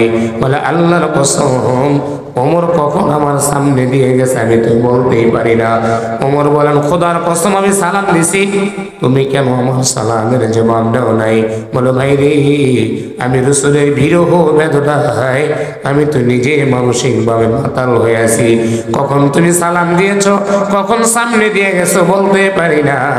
আল্লাহ রাসূল মুহাম্মদ আরবি কোন সাহাবীর চোখ বন্ধ হয়ে যায় রবিউল আউয়ালের 12 তারিখ, কারো জবান বন্ধ, কারো খাওয়া বন্ধ, কেউ পাগলের মতো ঘোরাঘুরি করে, কেউ কথা বলতে পারে না। এই হলো বাবা রবিউল আউয়ালের 12 তারিখের ইতিহাস। সাহাবায়ে কেরামের মধ্যে কান্নার রোল পড়ে গেছে। ওয়ারতাজ্জাতিল বুকা ফি আনহাইল মদিনাতিল মুনাওয়ারা, মদিনার ময়দানে সাহাবায়ে কেরামের কান্নার রোল পড়ে যায়। সমস্ত সাহাবায়ে কেরামের কান্নার রোল পড়ে যায়। এই জন্য রবিউল আউয়ালের 12 তারিখ আমাদের করণীয় কি? সাহাবায়ে কেরাম থেকে আমরা গ্রহণ করব, আল্লাহ রাসূল মুহাম্মদ আরবি থেকে আমরা নিব। আল্লাহ রাসূল মুহাম্মদ আরবি সাল্লাল্লাহু আলাইহি ওয়াসাল্লাম যদি রবিউল আউয়ালের জন্য গ্রহণ করে থাকেন, যদিও ইখতিলাফ আছে, রবিউল আউয়ালের 12 তারিখে কি আমল করেছেন, সাহাবীরা কি আমল করেছেন রাসূলের বিরহ বেদনায়, সেটা আমাদের করণীয়। আল্লাহ রাসূল এবং সাহাবাদের জীবনে যদি রবিউল আউয়াল মাসে কোনো আমল যদি না পাওয়া যায়, তাহলে তারা যা করেছেন তা করব, যদি না করে থাকেন সেটা করা যাবে না। এটার নাম হলো সুন্নাহ, এটার নামই হলো অনুসরণ, ইত্তেবা। আল্লাহ রাসূল মুহাম্মদ আরবিকে প্রশ্ন করা হয়, রাসূল আপনি কেন সোমবার রোজা রাখেন? সুইলা আন আইয়ামিস সিয়ামিন ইসনাইন, হে রাসূল আপনি কেন সোমবার রোজা রাখেন? আল্লাহ রাসূল বললেন, ফি ওয়ালিদতু, সোমবার আমি রাসূল জন্মগ্রহণ করেছি, সোমবার আমার নিকট ওহী নাযিল করা হয়েছে, এই জন্য আমি সোমবার রোজা রাখি। ওহী নাযিল করা হয়েছে সোমবার এবং আমি জন্মগ্রহণ করেছি সোমবার, এই জন্য রাসূল তার জন্মদিন পালন করেছেন রোজা রাখার মাধ্যমে। আর এই রোজাটা রাসূল প্রতি সোমবার রেখেছেন। তো বাবা, সপ্তাহে সোমবার একটা, মাসে সোমবার হলো 4টা, তাহলে প্রতি বছরে 48 দিন রাসূল আরবি রোজা রেখেছেন। শুধুমাত্র জন্মদিন পালন করার্থে রাসূল আরবি রোজা রেখেছেন। আর আমরা রাসূলের জন্মদিন পালন করার জন্য ঈদে মিলাদুন নবীর আয়োজন করি, রাসূলের মৃত্যুবার্ষিকী ঈদে মিলাদুন নবীর আয়োজন করি। এটা কি সাহাবায়ে কেরাম করেছেন কিনা, কোন তাবেঈন করেছেন কিনা? আল্লাহ রাসূল যেই তারিখে জন্মগ্রহণ করেছেন, পরের বছর সেই তারিখ এসেছে, রাসূল ওই তারিখে কি করেছেন, সাহাবায়ে কেরাম কি করেছেন, সেটা আমাদের জন্য করণীয়। সাহাবায়ে কেরামের মধ্যে কান্নার রোল পড়ে গেছে, পাগলের মতো হয়ে গেছে। ওই দিন সাহাবায়ে কেরামের ঘুম হারাম, খাওয়া হারাম। অনেক সাহাবায়ে কেরাম বন্ধ হয়ে গেছে, খাবার বন্ধ হয়ে গেছে। ওই দিন যদি আমরা জশ্নে জুলুসে ঈদে মিলাদুন নবী আয়োজন করে বিশাল বড় খাবার এবং আনন্দ উল্লাসে মেতে উঠি, আয়োজন করি, লাইটিং করি, মিছিল করি, বিশাল বড় উরুস বানিয়ে নেই, গরু জবি করে খাবারের আনন্দে আমরা মেতে উঠি, অনেক বড় উৎসবের আয়োজন করি, খোদার কসম করে বলি, রবিউল আউয়ালের 12 তারিখে কোনো দিন কোনো সাহাবায়ে কেরাম তারা কান্না করে করে তাদের জীবন চলে গেছে। এমনকি শুধু রবিউল আউয়ালই না, জুমার একদিন সাহাবী আনাস ইবনে মালিক রাদিয়াল্লাহু আনহু চিৎকার দিয়ে কান্না করে। সাহাবায়ে কেরাম বলে, হে আনাস, তুমি কেন এত বিকট আওয়াজে চিৎকার দিয়ে কান্না করো? আনাস বলেন, আমি রাসূলের মৃত্যুর দিনের কথা আমার স্মরণ চলে আসছে। রবিউল আউয়ালের 12 তারিখে রাসূল মৃত্যুবরণ করেছেন। ওই দিনের কথা মনে পড়েছে, মৃত্যুর আগের জুমার দিনের কথা মনে পড়েছে। নবীজি আমাকে ডাক দিয়ে বলছিল, হে আনাস, ইতুনি বিকাতিফিন উক্তুবুলি, ও আনাস, একটা বড় হাড্ডি নিয়ে এসো। ওই হাড্ডির উপরে আমার জীবনের শেষ ওসিয়াতগুলো আমি তোমাদেরকে লিখে যেতে চাই। একটা হাড্ডি আমার সামনে নিয়ে এসো, আমি এটার মধ্যে বিভিন্ন ওসিয়াত লিখবো, বিভিন্ন জিনিসগুলো তোমাদেরকে লিখে দিয়ে যাব। লাম তাদিল্লু বাদি, তাহলে তোমরা কেউ গোমরা হবে না। ওই কথাটা আমার বারবার মনে পড়ে, এই জন্য আমি আনাস কান্না করি। অতএব রাসূলের মৃত্যুর কথা স্মরণ কইরা সাহাবায়ে কেরাম না খেয়েছিলেন, খাবার বন্ধ হয়ে গেছে, তাদের জবান বন্ধ হয়ে গেছে, ঘুম হারাম হয়ে গেছে। আর আমরা রবিউল আউয়াল সেই 12 তারিখ আসলে কিসের আবার রাসূলের নামে টেনশন, কিসের আবার কান্না।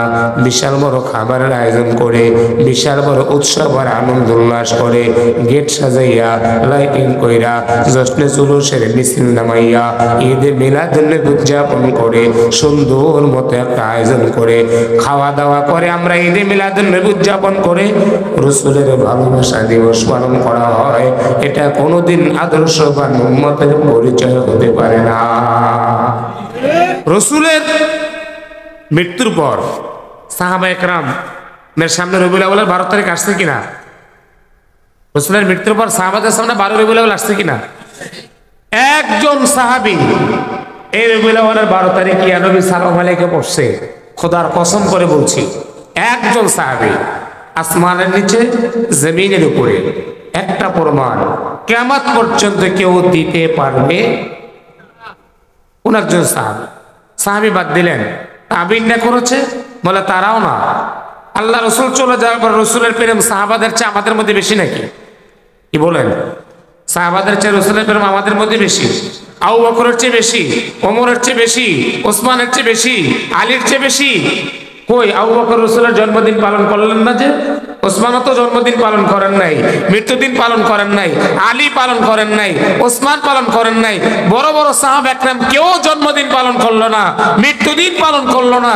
অতএব আপনি আমি রসুল চলে যাওয়ার পরে, সাহাবা একরামের যুগ চলে যাওয়ার পরে তাবিঈনরা চলে গেছে 4 জন বড় বড় ইমাম, আবু হানিফা, ইমাম শাফি, ইমাম আহমদ ইবনে হাম্বল, ইমাম মালিক।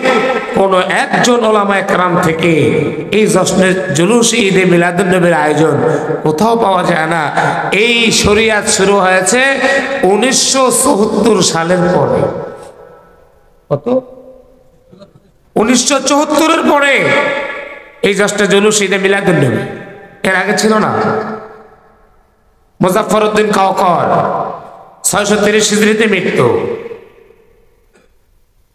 আবু আমর খাত্তাব আদ-দাহিয়া উনি এটাকে চমৎকার ভাবে লিখেছেন, আর ওই জালেম বাদশাহ ওনাকে উপটকন দিয়েছে, আর এই মিলাদ শুরু হয়ে গেছে 600 হিজরি।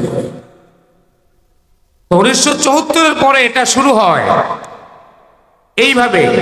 এখন 1974 পরে যে মিলাদের জন্ম, এই মিলাদ যারা পড়ে এরা হলো সুন্নি, আর যারা পড়ে না তারা হলো ওয়াহাবি। তারা কি? ওয়াহাবি। তাহলে 1974 আগে যারা ছিল এদের বাপদাদারা কেউ পড়ে নাই, এদের পূর্বপুরুষ পড়ে নাই, তাহলে তারাও তো ওয়াহাবি।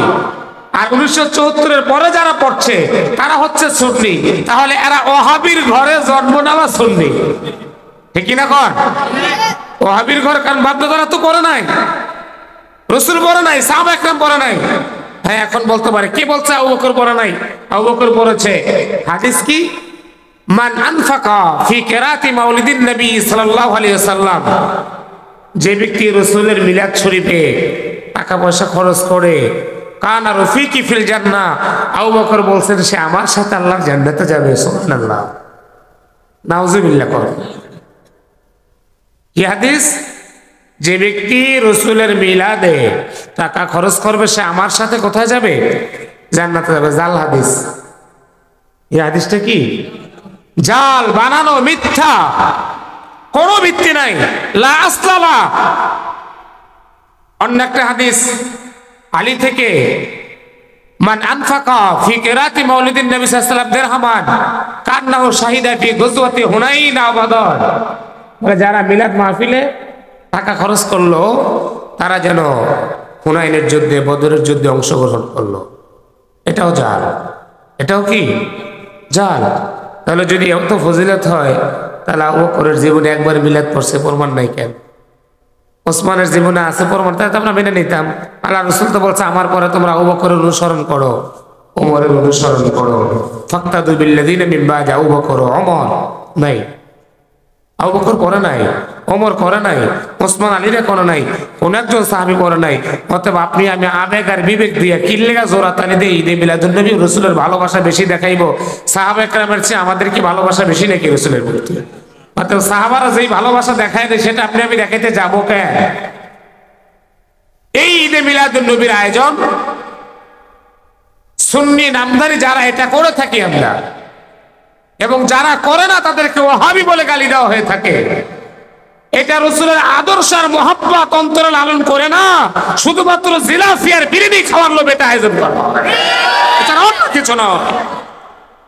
কারণ রাসূল এবং সাহাবা একরাম যেটা করে নাই, এটা করার সাহস আল্লাহ কে দিয়েছে? আমাকে, আপনাকে।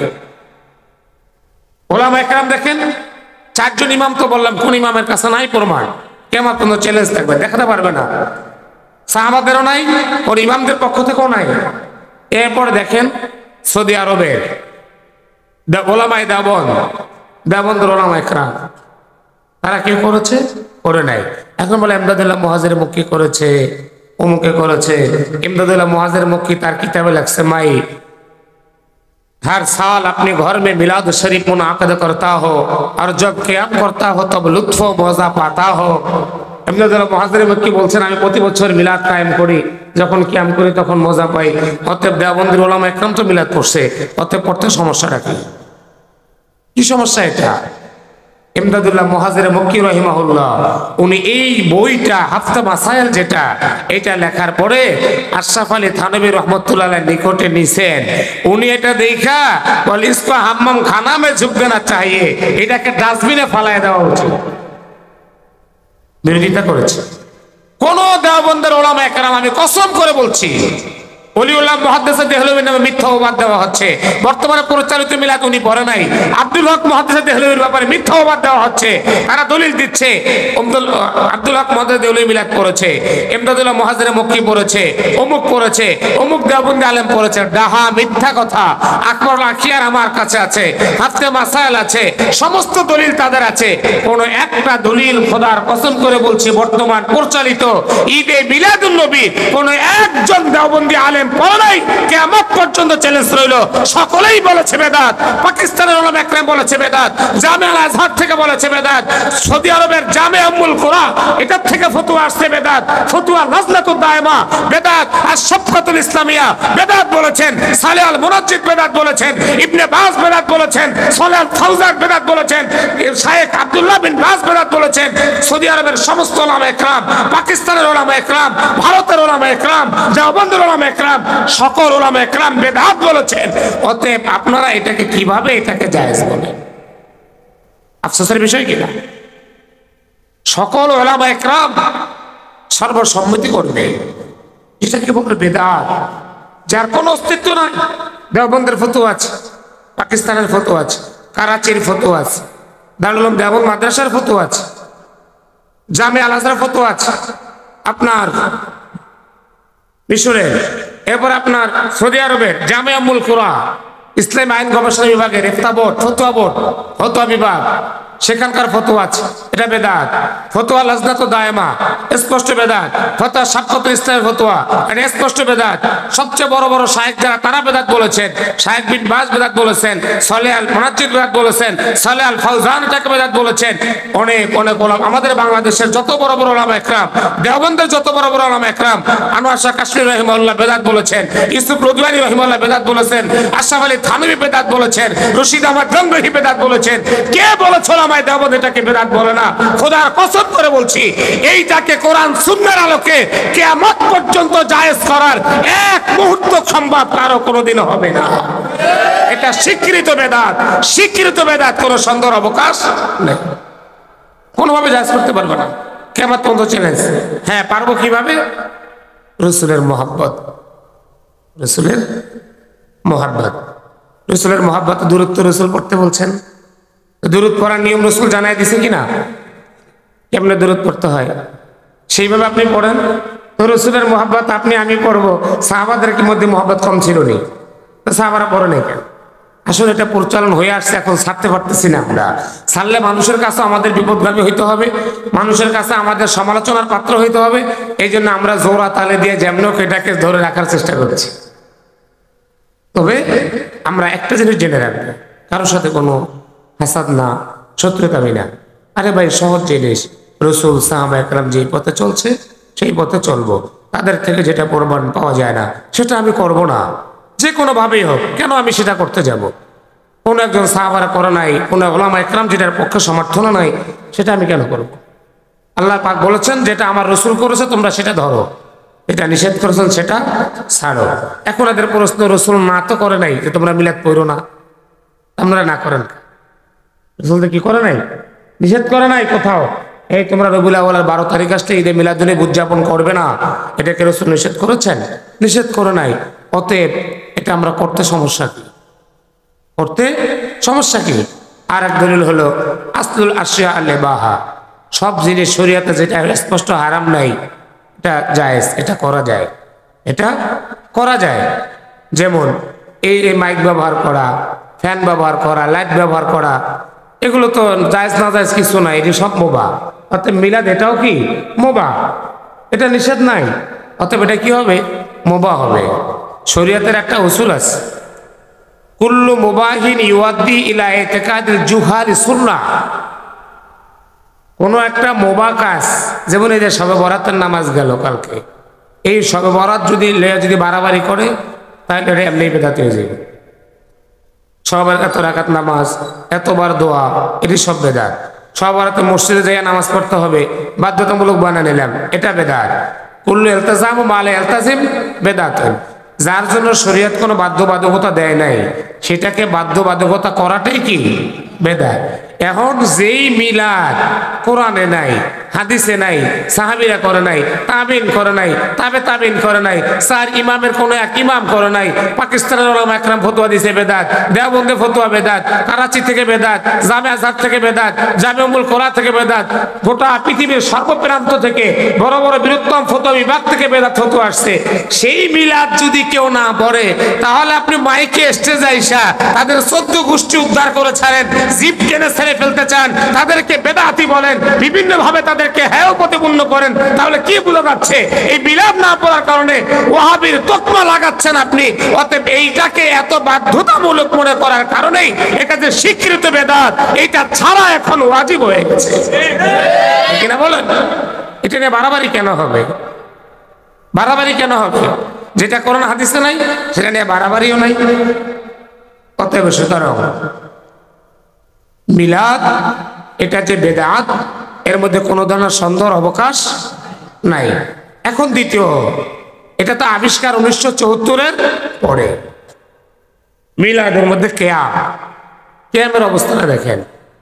জশ্নে জুলুসে মিলাদুন্নবীর মধ্যে স্লোগান হয়, জিন্দা নবীর আগমন, শুভেচ্ছার স্বাগত। জিন্দা নবীর আগমন, শুভেচ্ছার স্বাগত।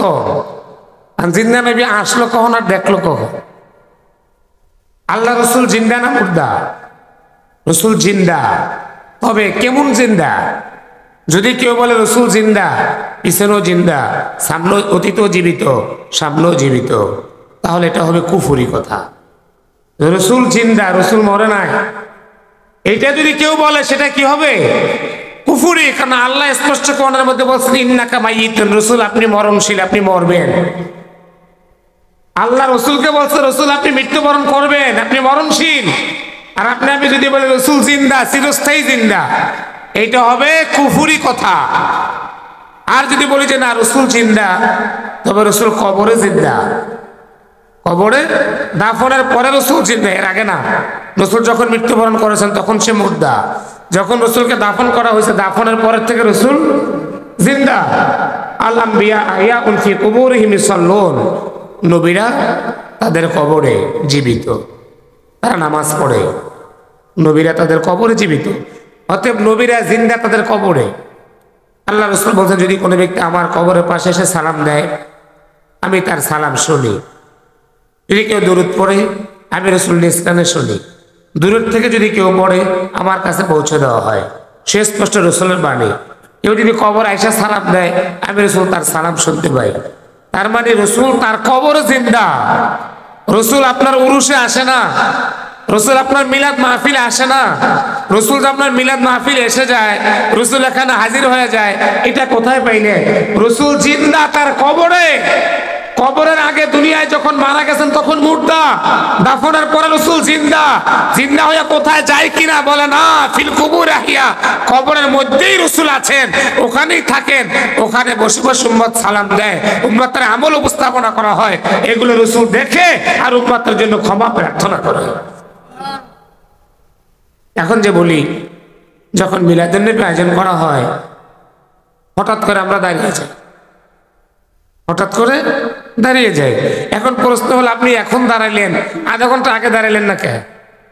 বলে হুজুর এখন আসছে এই জন্য দাঁড়াই গেছে। তা আসছে যে আপনি দেখলেন কেমন? আপনারা দেখছেন কোন সময়? কেউ দেখছি আমরা? না দেখে তো দাঁড়িয়ে যাচ্ছে। তো রসুল যে আসছে ভাই আপনি কিভাবে দেখলেন? এর আগে দাঁড়াইলেন না, হঠাৎ দাঁড়িয়ে গেলেন, এটা তো কোনো সিস্টেমই নেই। আর বলতে পারেন যে আমাদের দেখার চোখ আছে, আপনাদের এই চোখ নাই। আমাদের বিশেষ মারফাতি চোখ আল্লাহ দিছে, যে চোখ দ্বারা দেখি মোহাম্মদ চলে আসছে যেন দাঁড়িয়ে যায়। একসাথে মিলাদের টান দিছে সৌদি আরব থেকে, আমেরিকা থেকে, দুবাই থেকে, কাতার থেকে, বাহরাইন থেকে, বাংলাদেশ থেকে, পাকিস্তান থেকে। মোহাম্মদ কয়জন? মোহাম্মদ কয়জন? একজন। কয় জায়গায় হাজিরা দিবে বলেন? কয় জায়গায় যাবে রসুল? সব জায়গায় যেতে পারবে কি বলেন? আল্লাহ রসুল হুজুর আকরাম সাল্লাল্লাহু আলাইহি ওয়াসাল্লাম বলে না, টেলিভিশনের বক্তা যদি একসাথে সব জায়গায় হাজির হয় মোহাম্মদ কেন হাজির হতে পারবে না? কি যুক্তি? মুহাম্মদ সাল্লাল্লাহু আলাইহি ওয়াসাল্লাম কোথায় কি হচ্ছে না হচ্ছে আল্লাহ পাক যতটুকু জানান ততটুকু নবী জানে। এই বিষয়ে রসুলের জানার কোনো কি নাই, সুযোগ নাই। দেখেন, যদি কেউ বলে আল্লাহ রসুল ওয়াজ মাহফিলের মজলিসে হাজির হয়ে যায়, তাজিমুন নবী সাল্লাল্লাহু আলাইহি ওয়াসাল্লাম ফি জামি আনওয়াই তাজিম আল্লাতী লাইসাত ফীহি মুশারাকাতুন ফিল উলুহিয়্যা, শিরকি আকীদা রেখে যে রসুল হাজির হয়, রসুল দাঁড়িয়ে যায় যেন দাঁড়িয়ে গেলাম, এটা হবে কুফরি, ডাইরেক্ট শিরক হবে, মুশরিক হয়ে যাবে। কে বিশ্বাস করে আমাদের মাহফিলে মোহাম্মদ আসছে এই জন্য চেয়ার দিলাম, মোহাম্মদ বসতে এই জন্য মোহাম্মদের কারণে দাঁড়িয়ে গেলাম আর ইজ্জত করলাম, আর মনে মনে ভাবলাম যে মোহাম্মদও মিলাদ মাহফিলে আসতে পারে, মোহাম্মদ জানে আজকে আমাদের জশ্নে জুলুস হচ্ছে, এই জন্য জানার পরে মোহাম্মদ চলে আসছে। এই ক্ষমতা আল্লাহ রসুলের আছে। মোহাম্মদ গায়েব জানে, মোহাম্মদ হাজিরা দিতে পারে, মোহাম্মদ হাজির নাজির, যেখানে দুরুদ হয় সেখানে চলে যায়। এই বিশ্বাস রাখা খোদার কসম এটা শিরকি বিশ্বাস, এটা কুফরি বিশ্বাস। এমন এতেকাদ রাখলে মুশরিক হবে। এখন এদের মধ্যে যারা আলেম, যাদের সাথে আমার ব্যক্তিগত কথা হয়েছে, এরা বলে না আমরা এই বিশ্বাস রাখি না। তো বিশ্বাস যদি না রাখেন তা দাঁড়ান কেন? বলে বাবা আসলে যেন সম্মানে দাঁড়াই, উস্তাদের সামনে সম্মানে দাঁড়ায় যাই, এই জন্য আমরা দাঁড়াই। তো উস্তাদ আইসে আপনি দেখছেন নাকি মোহাম্মদ আসছে? আপনি দেখেন না, যে দাঁড়ালেন কেন? আল্লাহ রসুল গায়েব জানে। রসুল গায়েব জানে? রসুল গায়েবের খবর বলতে পারে? তিরমিজির হাদিস দেখেন, আল্লাহ রসুলের স্ত্রী আয়েশা রাদিয়াল্লাহু তাআলা আনহা তাকে জেনার অপবাদ দিছে কিনা? জেনার অপবাদ দিছে। রসুল সাল্লাল্লাহু আলাইহি ওয়াসাল্লাম জিনার অপবাদ দেওয়ার পরে আল্লাহ রসুল সকালবেলা সকল সাহাবীদেরকে ডাকছেন, বলে তোমরা আমার একটু পরামর্শ দাও, আমি কি করতে পারি? আমানাও আহলি, আমার তো বিশ্বাস হয় না, তোমরা পরামর্শ দাও। পরামর্শ দিলেন সাহাবায়ে কেরাম। একজন দাঁড়ায় রসুল যে মিথ্যা অপবাদ দিছে এর গর্দানে মুড়াই দিন। রসুল টেনশনে খাওয়া দাওয়া ঘুম বন্ধ হয়ে গেছে। রসুলের স্ত্রীর জেনার তহমত দিছে, রসুল বলতে পারে না। অবস্থাটা বুঝছেন? আর আপনার বাড়ির দরবারে মিলাদের টান দিয়েছেন, এনে রসুল আয়া বসছে মৃত্যুর পরে। কেউ ডাক্তার দোকানে ঢুকাইবে, কেউ ঘর উদ্বোধন করতে এনে ঢুকাইবে, কেউ চকের মধ্যে নিবে, কেউ এক একজন এক এক জায়গায় যেখানে মনে চায় এনে রসুলটা আইন না এবার যেটা ফের হাদিয়া রসুলটা দিয়ে পাঠাই দিবে। কি একটা সহজ বিষয়। রসুল আপনি আসেন আমাদের দরবারে, আমরা মিলাদের টান দিছি, সালাম আর দুরুদের হাদিয়া আইসা লয়ে যান। তো রসুলের আয়ে যদি তোমার সালামের হাদিয়া নিতে হয়, এটা তো বেয়াদবি ছাড়া কিছু না। তুমি হাদিয়া রওজায় পৌঁছে দিবা, ফেরেশতা রসুলের রওজায় পৌঁছে দিবে, তুমি ডাইকা রসুলটা আইনা চেহারা টাইনা বসাইয়া এবার হাদিয়া দিয়ে দিবা, এটা চূড়ান্ত পর্যায়ের বেয়াদবি ছাড়া কিছু না। ইজ্জত কোনটা? আপনি যাকে সম্মান করেন তার কাছে যান, হাদিয়া দিয়ে আসেন। এখন আইনা ডাইকা রসুল নেন, লয়ে যান। এটা কোন ধরনের হাদিয়া, কোন ধরনের ইজ্জত এটা? আল্লাহ রসুল হুজুর আকরাম সাল্লাল্লাহু আলাইহি সাল্লাম আয়েশা সিদ্দিকা রাদিয়াল্লাহু তাআলা আনহার ব্যাপারে রসুল টেনশনে পড়লেন। আল্লাহ রসুল, আয়েশা জানে না, সন্ধ্যার সময় আয়েশা ঘুরতে বের হয়েছে একজনের সাথে, মেস্তা নাম। হঠাৎ করে এই মহিলাটা স্লিপ খেয়ে পড়ে গেছে। পড়ার পরেই মহিলাটা বলতেছে, আয়েশা মেস্তা, মেস্তা তার ছেলে, বলে আমার ছেলে মেস্তা ধ্বংস হয়ে যাক। তিনবার পড়ছে, তিনবারই বদদোয়া করছে। আয়েশা বলে, কি ব্যাপার বোন, আপনি আপনার ছেলের জন্য বদদোয়া দিচ্ছেন কেন? বলে, তুমি জানো না আমার এই ছেলেটা তোমার নামে মিথ্যা অপবাদ রটাইছে, এই জন্য মনে হয় আমি বারবার স্লিপ করে পড়ছি, জন্য বদদোয়া দিচ্ছি। বলে, কি সরাইছে? বলে, এমন এমন এমন ঘটনা ঘটছে, তুমি নাকি অমুকের সাথে এমন এমন অন্যায় হয়েছে তোমার। বলে, তাই নাকি? শোনার সাথে সাথে আয়েশা বলেন, ও আগ তো পুরো শরীর গরম হয়ে গেল, জ্বর চলে আসলো শরীরের মধ্যে। আমি আর তাকে বললাম যে ভাই আমি আর সামনে যেতে পারবো না, আমার ঘোরার দরকার নাই।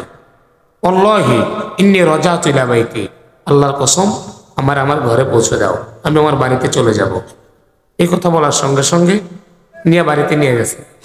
নিয়ে যাওয়ার পর আল্লাহ রসুলকে যায় বলে, মুহাম্মদ সাল্লাল্লাহু আলাইহি সাল্লাম আরসিলনি ইলা বাইতি আবি, আমাকে আমার বাবার বাড়িতে পাঠিয়ে দেন, আমি আমার বাবার বাড়িতে যাব। এখনো জানে না মুহাম্মদ সাল্লাল্লাহু আলাইহি সাল্লাম জানে কিনা, আয়েশা জানে না। বলে, তাই তুমি বাবার বাড়িতে যাবে? বলে, হ্যাঁ। আল্লাহ রসুল তো রাগ আয়েশার উপরে, রসুল জানে না, অত্যন্ত রাগ। আল্লাহ রসুল বুঝতে দেয় না, নিজেও আয়েশাকে সাথে নিয়ে যাচ্ছেন না। ফারসালা মাইয়াল গোলাম, আয়েশা বলেন আমাকে রসুল নিলেন না আমার বাবার বাড়িতে। আল্লাহ রসুল ছোট্ট একটা বাচ্চা আমার সাথে দিয়ে দেন, এই যাও তুমি আয়েশাকে দিয়ে এসো। রাগের বহিঃপ্রকাশ, রাগের বহিঃপ্রকাশ দিয়ে পাঠিয়ে দিলেন। আমি চলে আসলাম আমার বাড়িতে। আমার বাড়িতে এসে দেখি আমার মা উম্মে রুমান ইয়াকরাউ ফিস সাফার, নিচে বসে কোরআন তেলাওয়াত করে, আর আমার বাবা ঘরের ছাদে বসে কোরআনুল কারীমের তেলাওয়াত করতেছে আবু বকর। আর নিচে বসে কোরআন তেলাওয়াত করে কে? উম্মে রুমান, আয়েশার মা। দেখে এখন মা ডাক দেয়া বলতেছে, ইয়া বুনাইয়া, হে আমার কলিজার টুকরা মেয়ে, তুমি কেন আসছো? কি জন্য আসছো? লিমা জিতা, তুমি কেন আসছো বলো। সব ঘটনা বললো খুলে। মা তো আগের থেকে জানে। বলার পরে খুব কান্না করতেছে। বলো, খফিফি আলাইহি শান, মা তুমি শান্ত হও। ওয়াল্লাহি লাকাল্লামা ইমরাতুন কানাত হাসানা ইনদা রাজুলিন ইউহিব্বুহা ওয়া লাহা যারাইরুন ইল্লা হাসাদানাহা। মা শান্ত হও, আল্লাহর কসম, যেই মেয়েটা দেখতে একটু সুন্দরী হয় এবং যেই ঘরে একাধিক স্ত্রী থাকে, সতীন থাকে, তারা বিভিন্নভাবে, যেই ঘরে সতীন হয় আর যেই মেয়েটা সুন্দরী হয় আর তার স্বামীও তাকে অনেক ভালোবাসে, এই সতীনগুলো এর বিরুদ্ধে বিভিন্ন ষড়যন্ত্র চক্রান্ত করতে থাকে। অতএব এমন একটা ঝামেলা মনে হয়েছে, অতএব এটা ঠিক হয়ে যাবে, তুমি স্বাভাবিক হও। মা বুঝ দিলেন তার মেয়েকে, মেয়ে বুঝ নিলেন। দেওয়ার পরে বলে, কদ আলিমা বি আবি, মা আমার বাবা আবু বকর কি আমার এই ব্যাপারটা জানে? বলে, না আম জানে। বলে, কদ আলিমা রাসূলুল্লাহ, আল্লাহ রসুল মুহাম্মদকে জানে। বলে, কদ আলিমা মুহাম্মদ, আল্লাহ রসুল মুহাম্মদ আরবিও জানে। বলে, যখন বলছে আল্লাহ নবী জানে, ফাস্তাবারতু ও বাকাইতু, এবার পুরোটা শরীরের মধ্যে গরম হয়ে যায়। ফারতাশা কুল্লা মাফসাল, শরীরের লোম কোমগুলো বাবা দাঁড়িয়ে যায়। বিকট আওয়াজে আয়েশা কান্না করতে আরম্ভ করে। আবু বকর রাদিয়াল্লাহু তাআলা আনহু ঘরের ছাদের মধ্যে কোরআনুল কারীমের তেলাওয়াত করে। ফারফা সাওতা আয়েশা, আয়েশার আওয়াজ যখন বিকট আওয়াজ হয়, আবু বকর কানের মধ্যে আওয়াজ চলে যায়। আবু বকর রাদিয়াল্লাহু তাআলা আনহু উপরের থেকে নিচে নেমে যায়। নিচে নাইমা আয়েশার মাকে প্রশ্ন করে উম্মে রুমান, মা শানুহা, কি ব্যাপার আয়েশা কান্না কেন করে আমাকে জানায় দেন। আয়েশা কেন কান্না করে? বলে এই সব খবরগুলো আয়েশার কানে চলে গেছে, এই জন্য আয়েশা কান্না করতেছে। আবু বকর রাদিয়াল্লাহু তাআলা আনহু কসম করে নিলেন, বলে আল্লাহি আকসামতু আলাইকা ইল্লা রাজাতি ইলা বাইতি মুহাম্মদ সাল্লাল্লাহু আলাইহি ওয়াসাল্লাম। আল্লাহর কসম করে আমি তোমাকে জানাই দিলাম, আল্লাহর কসম তুমি আমার ঘর থেকে বেরিয়ে যাও, আমার ঘরে তোমার জায়গা নাই। রাজাতি ইলা বাইতিক, মুহাম্মাদের ঘরে চলে যাও, আমার ঘরে এক মুহূর্তের জন্য তোমার কোনো থাকা সম্ভব হবে না। তুমি কেন মুহাম্মাদের ঘর থেকে আমার এখানে আসছো? কসম করে নিলেন আবু বকর রাদিয়াল্লাহু তাআলা আনহু। এরপরে দুজন মেয়েকে নিয়ে চলে গেলেন আল্লাহ রসুল মুহাম্মদ আরবির বাড়িতে। রসুল আরবি সারাটা রাত চলে যায়, আয়েশার কামরার মধ্যে প্রবেশ করে না। আল্লাহ রসুল এখনো রাগান্বিত। সকালবেলা আল্লাহ রসুল মুহাম্মদ আরবি ঘরে এর মধ্যে প্রবেশ করলেন। সারাটা রাত আয়েশা রাদিয়াল্লাহু আনহার মা ডান দিকে, বাবা আবু বকর বাম দিকে, ইখতালাফা আবওয়ায়ানি ইয়ামিনি ওয়া শিমালি। বাবা ডান দিকে ফাতেমাকে আয়েশাকে ধরে রাখছে, বাম দিক থেকে আবু বকর রাদিয়াল্লাহু তাআলা আনহু আয়েশা রাদিয়াল্লাহু তাআলা আনহাকে ধরে রাখছেন। কারণ আয়েশা সপ্তাহের পর সপ্তাহ চলে যায়, খাবার বন্ধ, ঘুম বন্ধ, পেটটা পিঠের সাথে লেগে গেছে। ও গার তাই না, চোখটা গর্তে চলে গেছে। পলতাসা কত জহরুহা বিবাদনিহা, পেটটা বাবা পিঠের সাথে লেগে গেছে। আয়েশা রাদিয়াল্লাহু আনহার বাবা সারাটা রাত দুজন দুই পাশে বাবা দাঁড়িয়েছে। সকালবেলা নবীজি ঘরে ঢুকলেন। ঢোকার পরে ঘরের যে বান্দি একে প্রশ্ন করে, আয়েশার ব্যাপারে আমাকে জানা দাও, আয়েশার জীবন সম্পর্কে আমাকে বলো। বলে ইয়া রাসূলুল্লাহ, ইয়া হাবিবাল্লাহ, নবীজি আয়েশা রাদিয়াল্লাহু তাআলা আনহার কোনো দোষ আমার নজরে পড়ে না। তবে আয়েশা যখন আটার খামিরা বানাইতো, রুটি বানাইতো, খামিরাগুলো রেখে তখন ঘুম যেত, বকরিগুলো ঘরের মধ্যে প্রবেশ করতো, ওই আটার খামিরাগুলো বকরিগুলো চিবাইয়া চিবাইয়া খাইতো। আয়েশা বলতো পারতো না, এতটুকু দোষ শুধু আমি তার দেখি, এছাড়া কোনো দোষ আমার নজরে তার পড়ে না।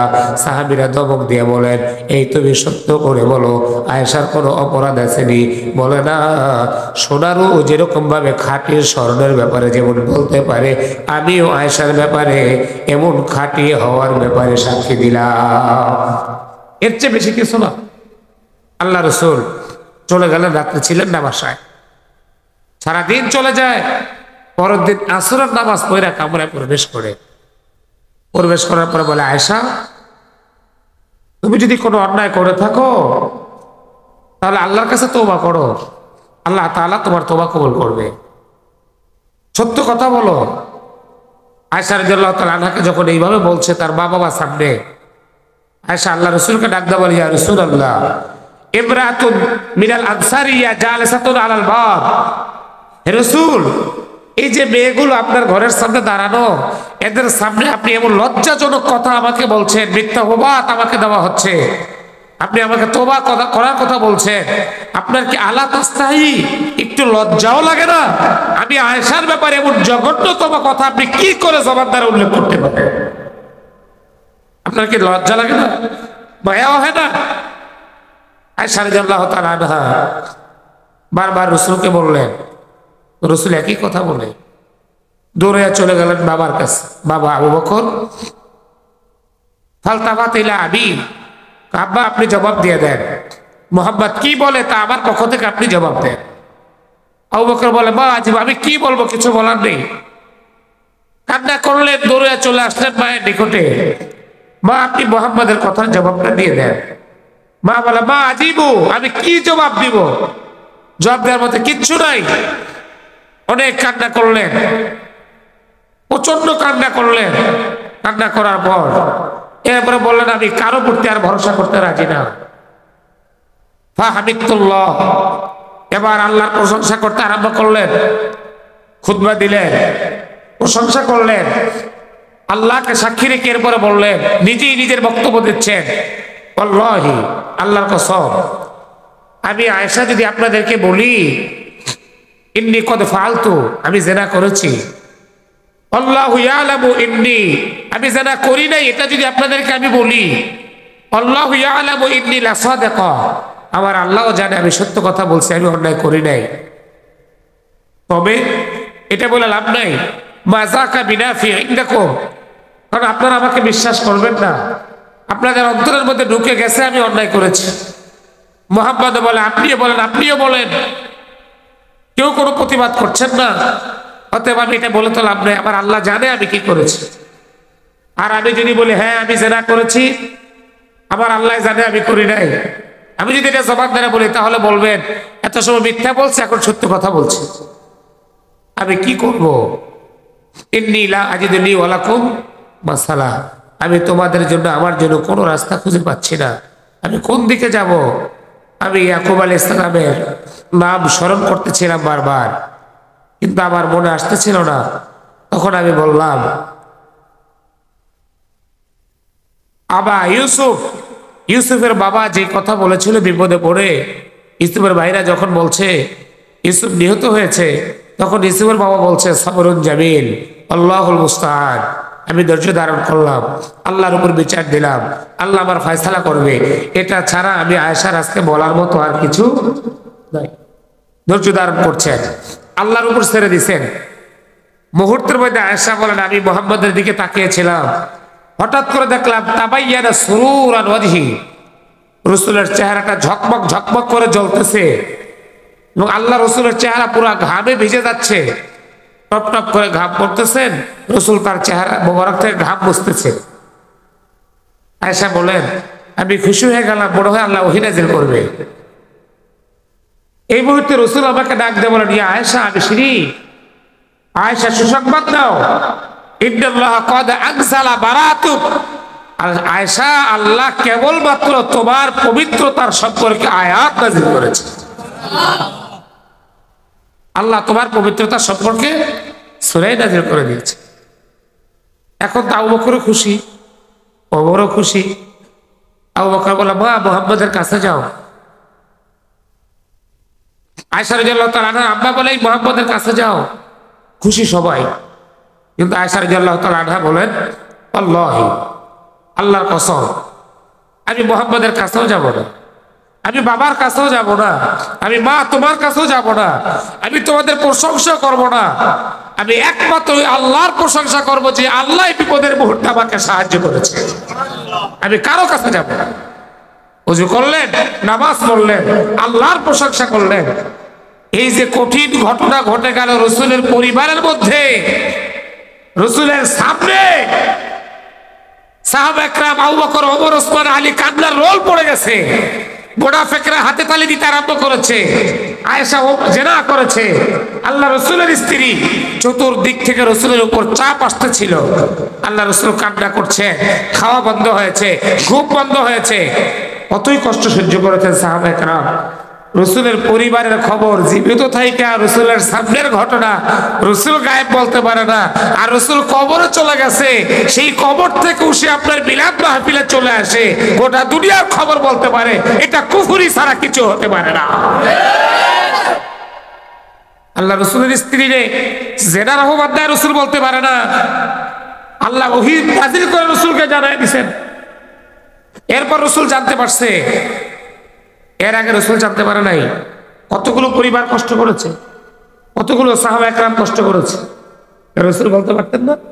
এখন তো রাসূলের গায়েব জানা লাগে না, আমাদের পীর সাহেবরাও গায়েব জানে। এখন বুঝেন নাই, এখন পীর সাহেবরাও গায়েব জানে। বহুত পীর আছে গায়েবের খবর বলে দেয়, পীরের দরবারে গেলে অনেক কিছু পাওয়া যায়। আল্লাহর ধন নবীকে দিয়ে আল্লাহ গেছেন গায়েব হইয়া, নবীর ধন খাজায় পাইয়া শুয়ে আছে আজমিরে, খাজারে তোর দরবারে কেউ ফেরে না খালি হাতে। আল্লাহর ধন কাকে দিছে? আল্লাহটা নবীরে দিছে। এরপর আল্লাহ কি হয়ে গেছে? গায়েব হয়ে গেছে। আল্লাহ গায়েব হয়ে কই যাবে? আল্লাহ হাজির না গায়েব? আল্লাহ সর্বত্র বিরাজমান, হাজির নাজির। আল্লাহ তো নবীকে দিয়ে আল্লাহ গেছেন গায়েব হইয়া, এখন আর আল্লাহ নাই দুনিয়াতে, আল্লাহ গায়েব হয়ে গেছে। আর আল্লাহটা নবীরে দিয়া নবী গেছেন ফকির হইয়া, নবীরটা খাজাকে দিয়া নবী গেছে ফকির হইয়া। নবীরটা কারে দিছে? খাজারে দিছে। এরকম বক্তব্য শুনছেন নি আপনারা ইউটিউবে? নবীরটা খাজারে দিছে, নবীরটা খাজারে দিছে। এখন খাজায় সব পাইয়া হিন্দুস্তানের আজমিরে শুয়ে আছে। এখন খাজারে তোর দরবারে কেউ ফেরে না খালি হাতে। খাজা পোলাদান একটা খোকা দে রে খাজা, একটা খোকা দে, কামাই খাওয়ার আশা নাই রে, মাটি দিবে কে?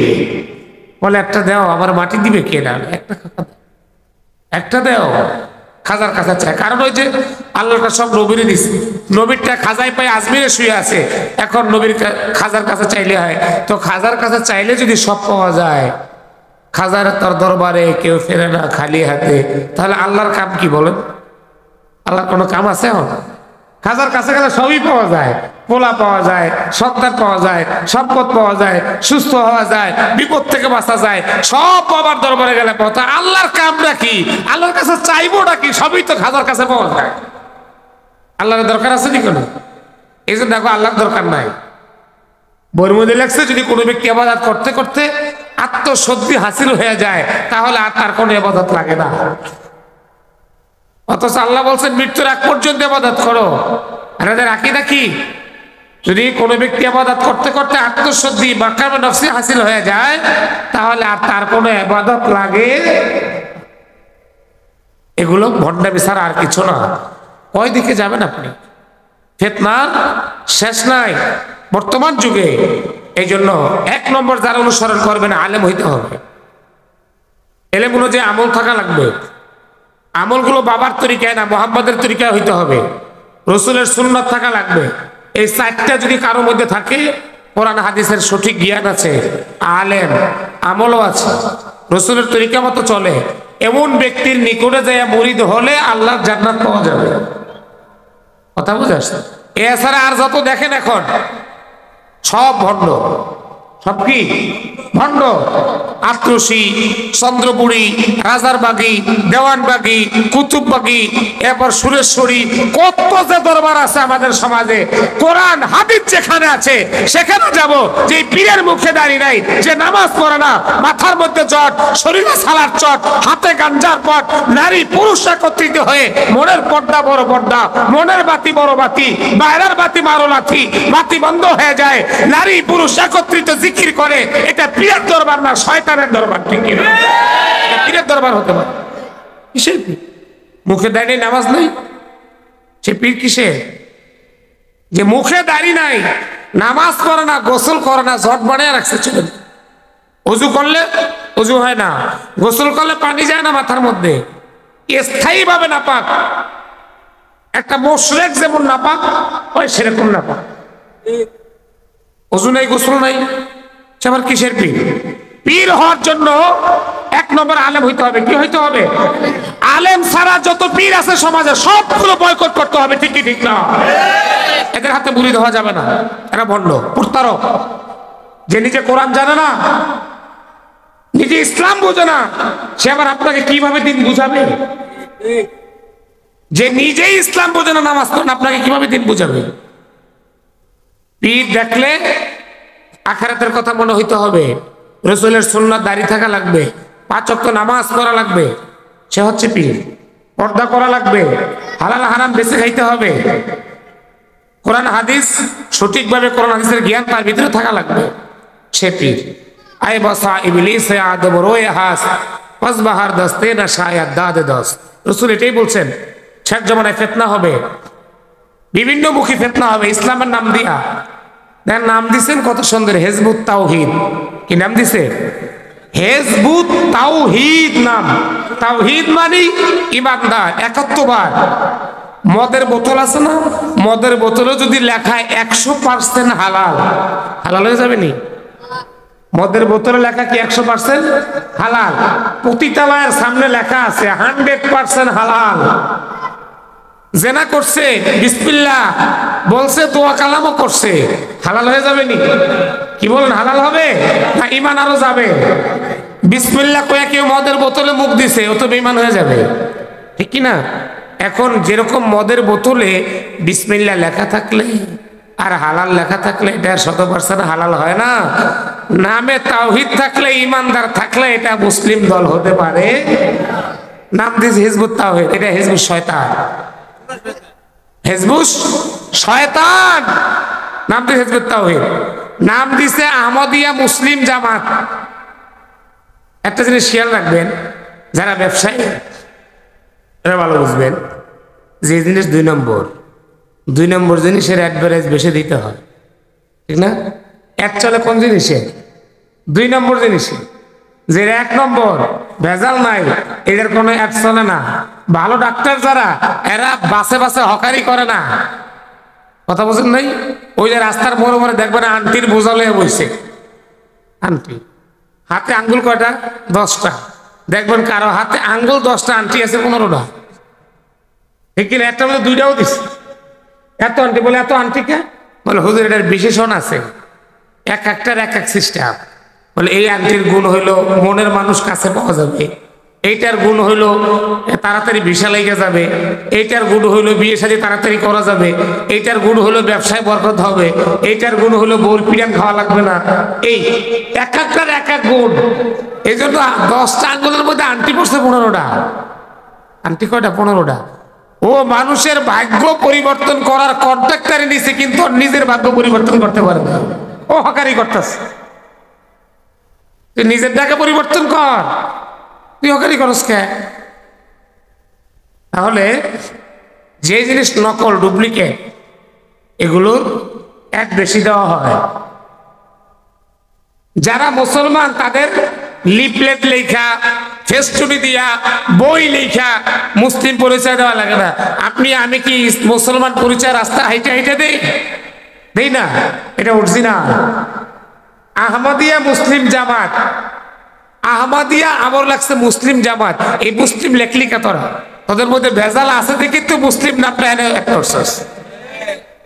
আহমদিয়া মুসলিম কেন জামাত দিলে তোমরা? তোমরা ইসলামের কাজ করলে তোমরা সবাই জানবে তুমি মুসলমান। অতএব তুমি আবার মুসলিম জামাত দিয়া মানি, তোমরা ভেজাল্লা মুসলিম, তোমরাও জানো ধোঁকা দেওয়ার জন্য মুসলিম জামাত বলে তুমি ঢুকছো। আহমদিয়া মুসলিম জামাত একই কথা। হিজবুত তাওহীদ, তাওহীদের দল মানে বেঈমানের দল। আহমদিয়া মুসলিম জামাত কাট্টা কাফের। হিজবুত তাওহীদ এগুলো মুশরিক, একটার ঈমান নাই, কসম আল্লাহর। এদের আকীদা ইসলাম 60 বছর পর্যন্ত ছিল, 60 হিজরি পর্যন্ত। এরপর থেকে 1300 বছর যাবত ইসলাম বিকৃত হয়েছে। এটা আসল ইসলাম না, যত মুসলমান আছে সব কাফের। আসল ইসলাম কোনটা? বলে আমাদের ইমাম, ইমাম না ইমাম, আমাদের ইমাম বাইজিদ খান পুন্নি 1995-তে যেই ধর্ম নিয়ে আসছে, যেই হেদায়েতের কথা বলছে, ওনার দরজা দিয়েই মুহাম্মাদের ইসলামে ঢুকতে হবে। ওনাকে ইমাম হিসাবে যারা না মানবে তারা মুসলমান না।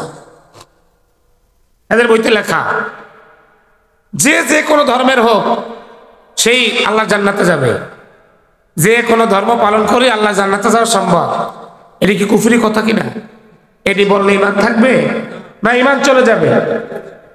এই কাদিয়ানি মুহাম্মদকে শেষ নবী মানে না। হিজবুত তাওহীদ এই ইসলামকে সঠিক ইসলাম হিসাবে গ্রহণ করে না, মানে না। এদের নিকটে হিজবুত তাওহীদের বিশ্বাস কি? নারী আর পুরুষ যদি সন্তুষ্ট চিত্তে কোন একটা যুবক আর যুবতী জেনা ব্যভিচার করে, দোনোজনের যদি সন্তুষ্ট মনে হয়, এইটা অবৈধ না, এটা বৈধ। কি শিখাচ্ছে? জেনা ব্যভিচার, অবৈধ ভালোবাসা, অন্যায় অশ্লীলতা, কবিরা গুনাহ করলেও আল্লাহর জান্নাতে যাবে। রোজা রাখা জরুরি না, না রাখলেও আল্লাহর জান্নাতে যাওয়া যাবে। এই হিজবুত তাওহীদ এই শয়তানের গ্রুপের আকীদা। আমার ভাইরা, এই দুনিয়ায় বিভিন্ন ধরনের ফিতনা আসবে। এই হিজবুত তাওহীদ কাদিয়ানি ওলামা ইকরামের অনেক আগ থেকে ফতোয়া, ওআইসির অঙ্গ সংগঠন, ইসলামী ফিকহ একাডেমি সমন্বয় সৌদি আরবের জেদ্দায় বিশাল বড় এক কনফারেন্স হয়েছে। সেই কনফারেন্সে সুস্পষ্টভাবে সমস্ত ওলামা ইকরাম এদেরকে কাফের ঘোষণা করেছে। কাফের ঘোষণা করেছে। রাবেতাতুল আলম আল ইসলামের সদর দফতর মক্কাতুল মুকাররমায়, রাবেতার সদর দফতর মক্কাতুল মুকাররমায় 144টি ইসলামী সংগঠনের সমন্বয়ে বিশাল বড় এক আন্তর্জাতিক ইসলামী মহাসম্মেলন অনুষ্ঠিত হয়েছে। ওই সম্মেলন থেকে এই কাদিয়ানীদেরকে, হিজবুত তাওহীদদেরকে সুস্পষ্টভাবে কাফের ঘোষণা করা হয়েছে। এই সংবাদ তৎকালীন সময়ের সৌদি আরবের জাতীয় পত্রিকা আর নদুয়া পত্রিকায় সেটা ছাপা হয়েছে। সুস্পষ্টভাবে তাদেরকে কাফের ঘোষণা করা হয়েছে। বাহরাইনে কাফের ঘোষণা করেছে, কাতার সরকার কাফের ঘোষণা করা হয়েছে, কাফের ঘোষণা করেছে। সংযুক্ত আরব আমিরাত এদেরকে কাফের ঘোষণা করেছে। বাহরাইনে কাফের ঘোষণা করেছে। 1919-এ আফগান সরকার কাফের ঘোষণা করেছে। 1974-এ পাকিস্তানের 46-এ পাকিস্তানের জাতীয় অ্যাসেম্বলি, সেখানে কাফের ঘোষণা করা হয়। তৎকালীন সময়ে ক্ষমতায় ছিল জুলফিকার আলী ভুট্টো, তার উপস্থিতিতে এদেরকে কাফের ঘোষণা করা হয় 32 দিন শুনাশুনির পরে। 1957 মিশর সরকার, 1958 রাশিয়া সরকার, 1982-তে মালয়েশিয়া সরকার, 1994 তুরস্ক থেকে কাফের ঘোষণা করা হয়। প্রত্যেকটা মিডল ইস্টের ইসলামী রাষ্ট্রপ্রধান এদেরকে কাফের ঘোষণা করেছে ও মুসলিম জাতি। অতএব সুতরাং এই সমস্ত আকীদা পোষণকারী কোন সংগঠন, কোন দলকে আমাদের এই পবিত্র ভূমির মাটি পবিত্রতা রক্ষার্থে এদের কোন এজেন্ডা, শরীরের শেষ বিন্দু রক্ত দিয়ে হলো কোন ধরনের এজেন্ডা বাস্তবায়ন করতে দেওয়া হবে না। রাজি আছেন ইনশাআল্লাহ? সর্বাত্মক শক্তি দিয়ে হলো এদের সমস্ত এজেন্ডা বাস্তবায়ন করাকে প্রতিহত করতে হবে। রাজি আছে কারা কারা? হাত জোগাড় দেখান না। আল্লাহ সকলকে কবুল করুন, বলুন আমিন। হিজবুত তাওহীদ ইসলাম বিদ্বেষী সংগঠন, কাদিয়ানী ইসলাম বিদ্বেষী সংগঠন।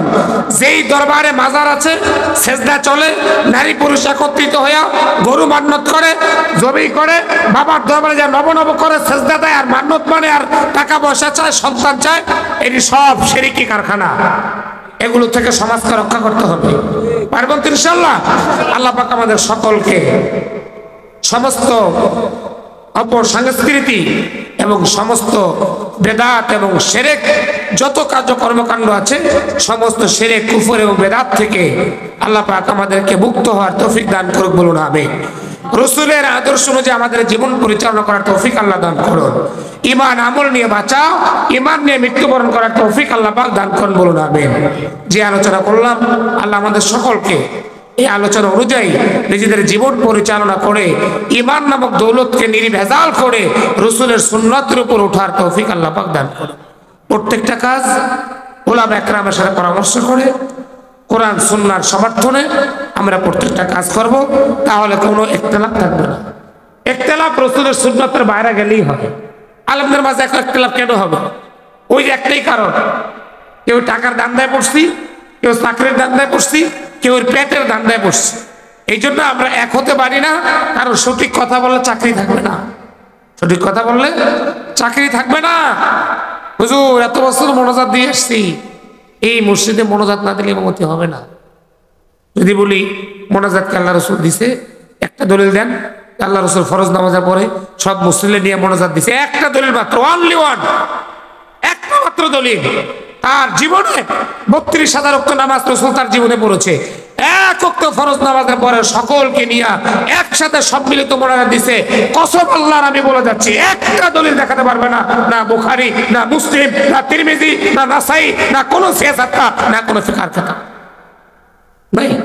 আচ্ছা, জোড়া তালি দিই, ফরজ নামাজের পরে দোয়া কবুল হয়, সবাই মিলে দিলে একটু ভালো লাগে, এবং সকলে একসাথে নামাজ পড়ছি, কার হাতটা আল্লাহ কবুল করে বলা যায় না। অতএব নামাজের পর তো দোয়া আছে, একা যেহেতু আছে সবাই মিললে একটু দেই, ফরজ নামাজ একসাথে পড়ছি, দোয়াটাও করি, আল্লাহ কার উসিলায় মাফ করে বলা যায় না। অতএব সুতরাং সেহেতু আসেন একসাথে মিলে দোয়াটা করি। এই আর কিছু না, যুক্তি আর কি। যারা করে সবাই যুক্তি দিয়ে করে। এই যে যদি বলে আছে রাসূল করছেন, থাকলে সবার আগে পাইব বুখারীতে, কোরআনের পরে বুখারীর স্থান, সেই বুখারী তো সবার আগে থাকার কথা, বুখারীতে নাই। আচ্ছা, শুধু বলতেন আল্লাহুম্মা আনতাস সালাম ওয়া মিনকাস সালাম, তাবারাক ইয়াদাল জালালি বলে এটা আছে ওখানে মুসলিম এটাই আছে। আচ্ছা যদি থাকতো আমাদের কি লাভ এর বিরোধিতা করে? বিরোধিতা করলে আপনাদের কাছে কালার হইতে হয়, আপনাদের কাছে সমালোচনার পাত্র হইতে হয়।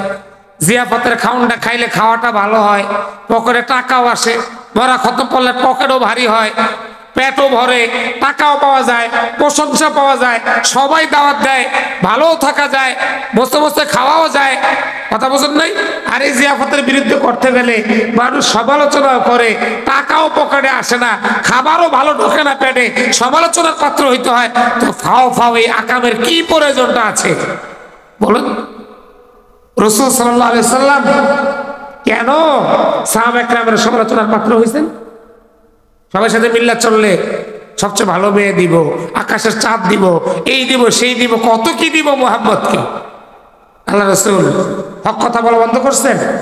করেন নাই। এই জন্য মুনাজাতের বিরুদ্ধে সমালোচনা হয় বললে তারপরে বলতে হয় কেন? জীবন থাকতে রাসূলের সুন্নতের খেলাফ কোনো কাজ করা যাবে না। রাসূল বলছেন একদল উম্মত থাকবে, আমার উম্মতের মধ্যে একটা দল থাকবে আলাল হক, হকের উপর, কেউ তাদেরকে হক থেকে বিচ্যুত করতে পারবে না। এমন একটা দল কিয়ামত পর্যন্ত থাকবে এরা হকের উপর অটল অবিচল থাকবে। লা ইয়াজুররুহুম, তাদেরকে কেউ ক্ষতি করতে পারবে না এবং তারা কেউর পরোয়া করে চলবে না। চাকরি চলে যাবে, তোমার চাকরির গুলি মারে, চাকরি দরকার নাই আমার। মানুষ খারাপ বলবে, তাও দরকার নাই। লা ইয়াখাফুনা লাওমাতা লাইম, বুখারীর টিকার মধ্যে আছে তারা কারা? যারা রাসূলের সুন্নাহ কাকড়িয়ে ধরবে, তারা হকের উপর থাকবে। এই জন্য ওলামায়ে কেরামের সাথে সুসম্পর্ক রেখে কোরআন সুন্নাহ ভিত্তিক আল্লাহ পাক আমাদের জীবন গড়ার তৌফিক দান করুন। বলুন কয়েকবার দিন শুরু। আল্লাহুম্মা আমিন, আল্লাহুম্মা ইন্না নাসআলুকা, আল্লাহুম্মা আহদিনা ওয়াহদি বিনা ওয়াহদিন নাস ওয়াজআলনা যুররিয়াতান লিমান ইহতাদা। আল্লাহুম্মা ইন্নাকা আফুউন কারীমুন তুহিব্বুল আফওয়া ফা'ফু আন্না। আল্লাহ মাহফিলকে আপনি কবুল করে নেন। যে সমস্ত ভাইয়ের অসুস্থ দোয়া চেয়েছে শেফায়ে কামেলা আজেলা নসিব করেন। আল্লাহ অত্র এলাকার যুবকদের মেহনত এবং শ্রমের বিনিময়ে মাহফিলের আয়োজন, প্রত্যেকটা যুবককে জান্নাতে যুবক বানিয়ে দেন। আয় আল্লাহ অত্র এলাকার প্রত্যেকটা মুসলমানকে 5 ওয়াক্ত নামাজ জামাতের সাথে পড়ার তৌফিক। আয় আল্লাহ গভীর রজনী পর্যন্ত অনেক বাবা কোরআন হাদিস থেকে আলোচনা শ্রবণের জন্য বসে আছে, তাদের সকলকে কোরআনের সহি বুঝ দান করেন। ঈমান নিয়ে বাঁচা, ঈমান নিয়ে মৃত্যুবরণ করার তৌফিক দান করেন। আল্লাহ আমাদের প্রত্যেককে আপনি ঈমানের সাথে কোরআন সুন্নাহ মতো জীবন যাপন করার তৌফিক দান করেন। আল্লাহ এই মাহফিলকে আপনি কবুল করে নেন। যারা অর্থ দিয়েছে, শ্রম দিয়েছে, সকলের অর্থ এবং শ্রমকে আল্লাহ আপনি কবুল করে নেন।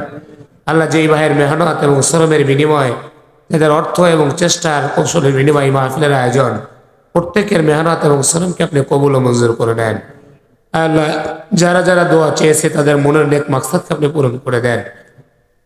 আমাদের সকলকে সুন্নাত মতো রাসূলের আদর্শ মতো জীবন যাপন করার তৌফিক দান করেন। হে আল্লাহ প্রত্যেকে 5 ওয়াক্ত নামাজ জামাতের সাথে পড়ার তৌফিক দান করেন। মা বোনদের পর্দায় থাকার তৌফিক দান করেন।